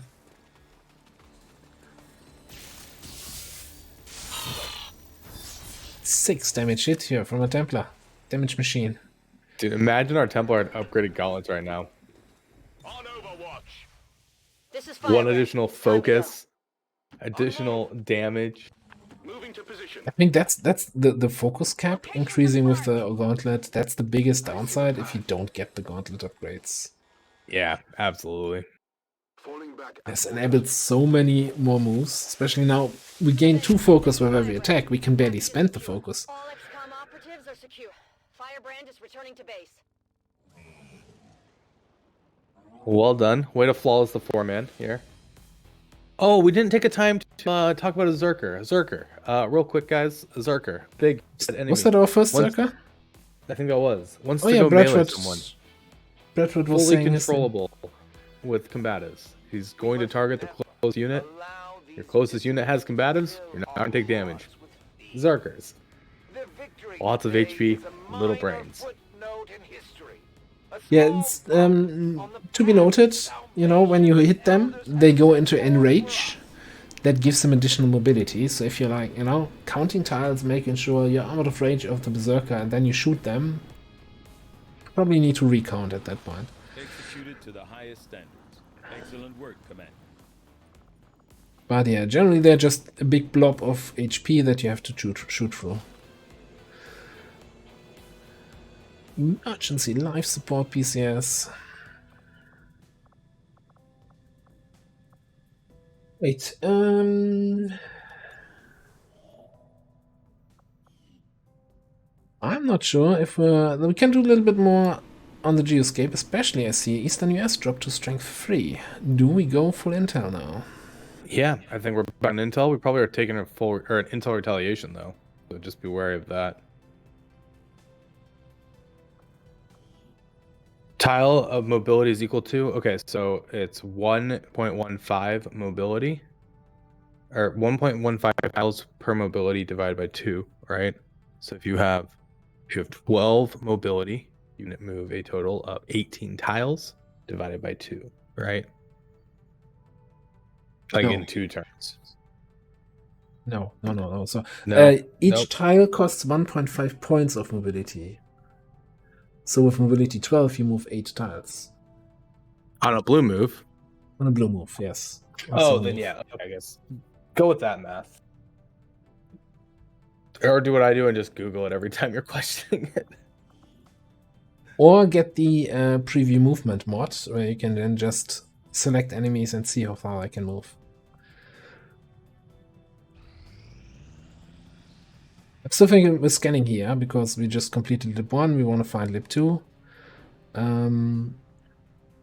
We got a rookie from the recruitment in Western Europe. Interesting. Major breakthrough on some sort of secret project. What could that be? I don't know.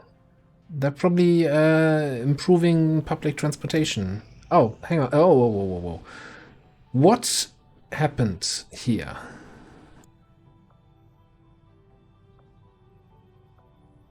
UFO and strength moved in? We'll get back on hiding. Yeah.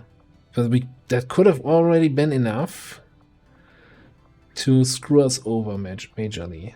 Like, we could have a full retail now preparing in this region. Oof, that was a nasty bait by Advent. Yeah, strength went up to 6 here, so probably a UFO landed here, and each UFO that comes in brings 2 points of strength. 1 in the region it is in, and 1 in a random neighboring region, and I guess the random region was Eastern US. And then there must have been probably like a supply thing from New Brazil coming in. It would have to be New Brazil. There's no way they're moving frickin' out of Western US or Western Europe to Eastern US. No, because Western Europe also didn't go down, right? So yeah, almost makes New Brazil an interesting future contact option. If we can get comms open, which is probably our next building, like I think we're limiting ourselves to the 3 contacts now, which is not great. Would have been nice to be able to grab +1 contacts from lib 3, but we haven't had access to those yet.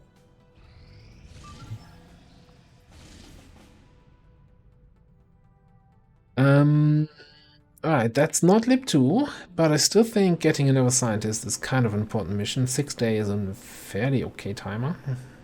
Absolutely, we can even risk the hopefully the 5 min on this, because I mean it's a hack reward. This isn't an extract, and we did just see the power of this squad. But do we keep this squad in the back pocket if we find lib 2? Or do we send them on this mission? Lib 2 is going to be an extract. I think this is going to be the harder mission right here. We're willing to boost Liberation too, right? Which is important to remember. Fair enough, yeah.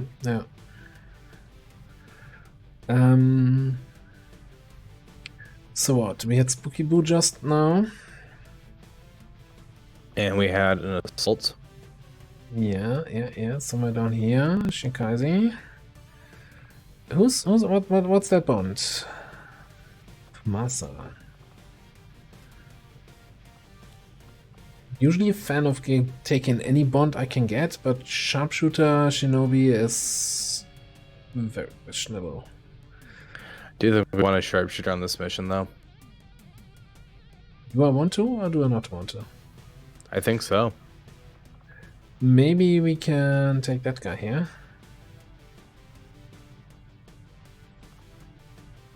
So already got a laser lance, keeps us at 5, keeps us over or under infiltrated. Or over infiltrated, I guess, technically. Do we have a depth perception for you? Absolutely. Yeah, I start feeling very confident with this squad, like, gets us another scientist. And saves us intel.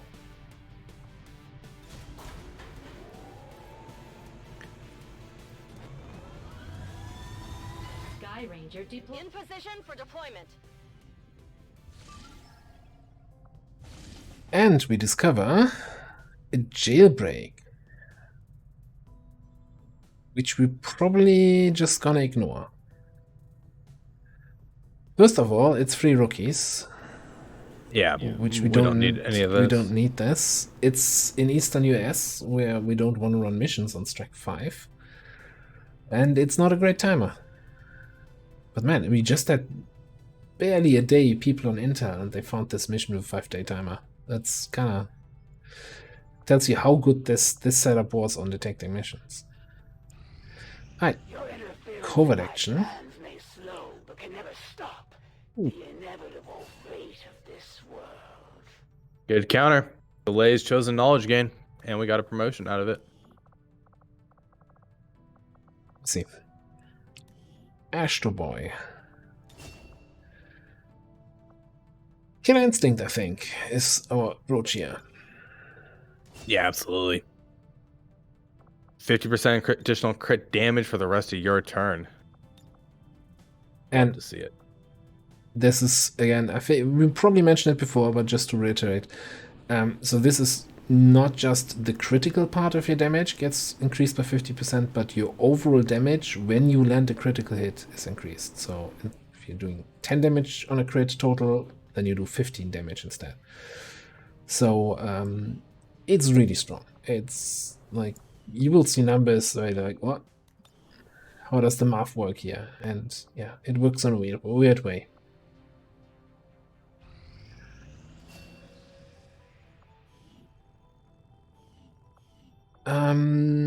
Officer situation. No, that's the wrong thing here. So none of our existing officers is here ready for promotion. We do have Doobies who is a support grenadier. So I think we should probably start training the next one. I agree. I think let's keep the officer training going. I think we also had some other specialist.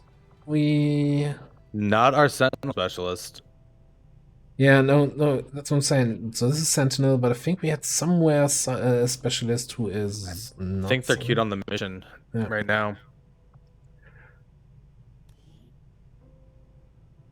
So yeah, I would throw Doobies in there or support grenadiers. Great action economy.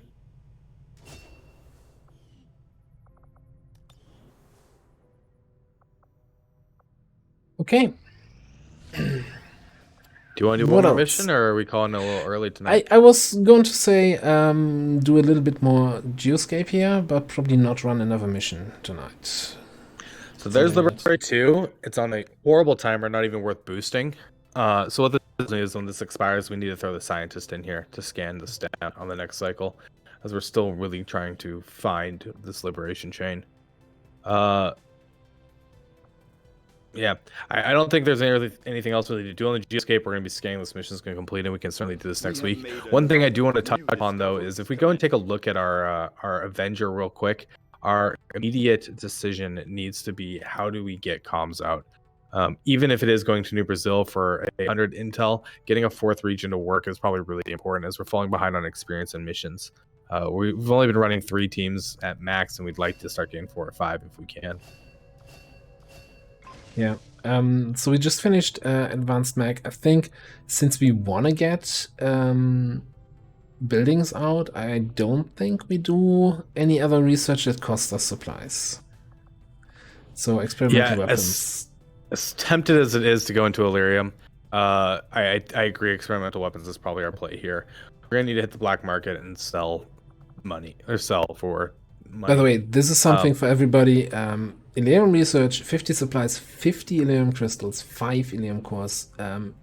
As much as you want to sell Illyrium cores at the start of the campaign to make money, keep in mind that this research is really important. It unlocks the second half of the tech tree, and if you're always too short on materials to actually get that, this can set you behind. So save your crystals, don't go too hard into laser weapons early, and save some cores. Anyway, we're going for experimental weapons, right? Because that doesn't cost us a thing and give us new choice. I think so. So a resistance ring. Well, first of all, another resistance ring. A resistance comms is 150 supplies. And I think it's needed, though. I think we're about to be locked out of regions. That UFO landing and putting all that additional strength, as well as the strength going back in to west or eastern US, is really kind of what's having me say we need comms open. We know it came from New Brazil. It is back down to strength 4, by the way, though. Take a look real quick. Yeah, and it didn't go to Western Europe. That was already at 6, so it must have gone back to New Brazil then. Yeah, which is certainly getting strange. But so maybe now comms isn't the play if it's moving on again and we get back down to strength 3.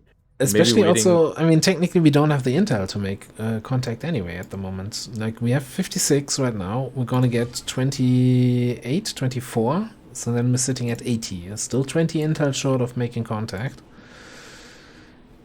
And we might have to... I still think LIB2 next time, if it's any higher than this, we gotta boost it. So yeah, so I think 30 intel. Expires, yeah. We throw the scientists in there to get the advantage. Okay, but I think then at this point, let's put a cut in here. Let's get a good old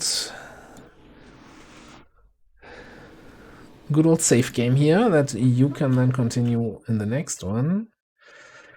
Which will be next Thursday, 2 p.m. Eastern. Thank you so much for having me, Ava. This is just always a blast. Thank you guys so much for joining us. It's such a really, really fun campaign. Yeah, thanks everybody for being here. Logical, thanks again for doing that with me. Enjoy this a great deal.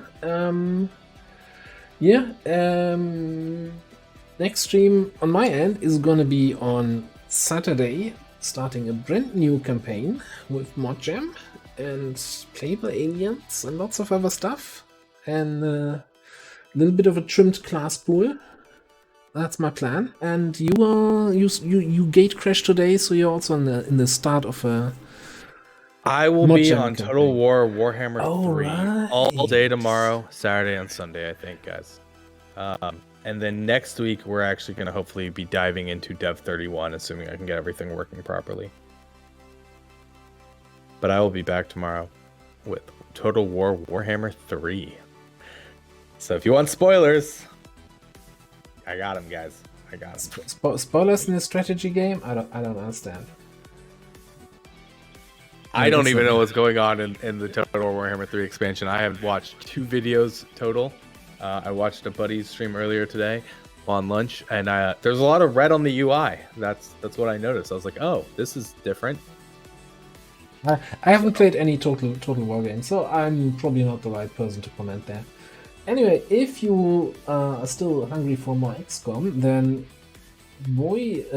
stay here. We're gonna go straight over to Commander Emily, who's playing some War of the Chosen without the long. So regular War of the Chosen. See you over there. Thank you guys so much. I'll see you tomorrow, guys. See you next time.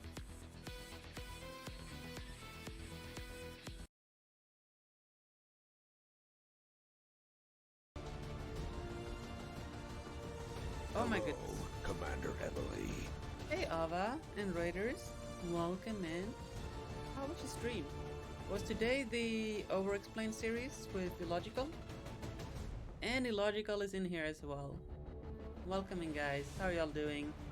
Chat, if you haven't checked out DerAva, first of all, how have you... Oh, you're so kind for letting us end early. I did so well. I haven't had a piece of gum since like the one before that we started. Also, you went with the one piece to ease the pain. Yeah, and I haven't had another since. That's a good success, I think, for the first day. Yeah, nicotine withdrawals are. Oh.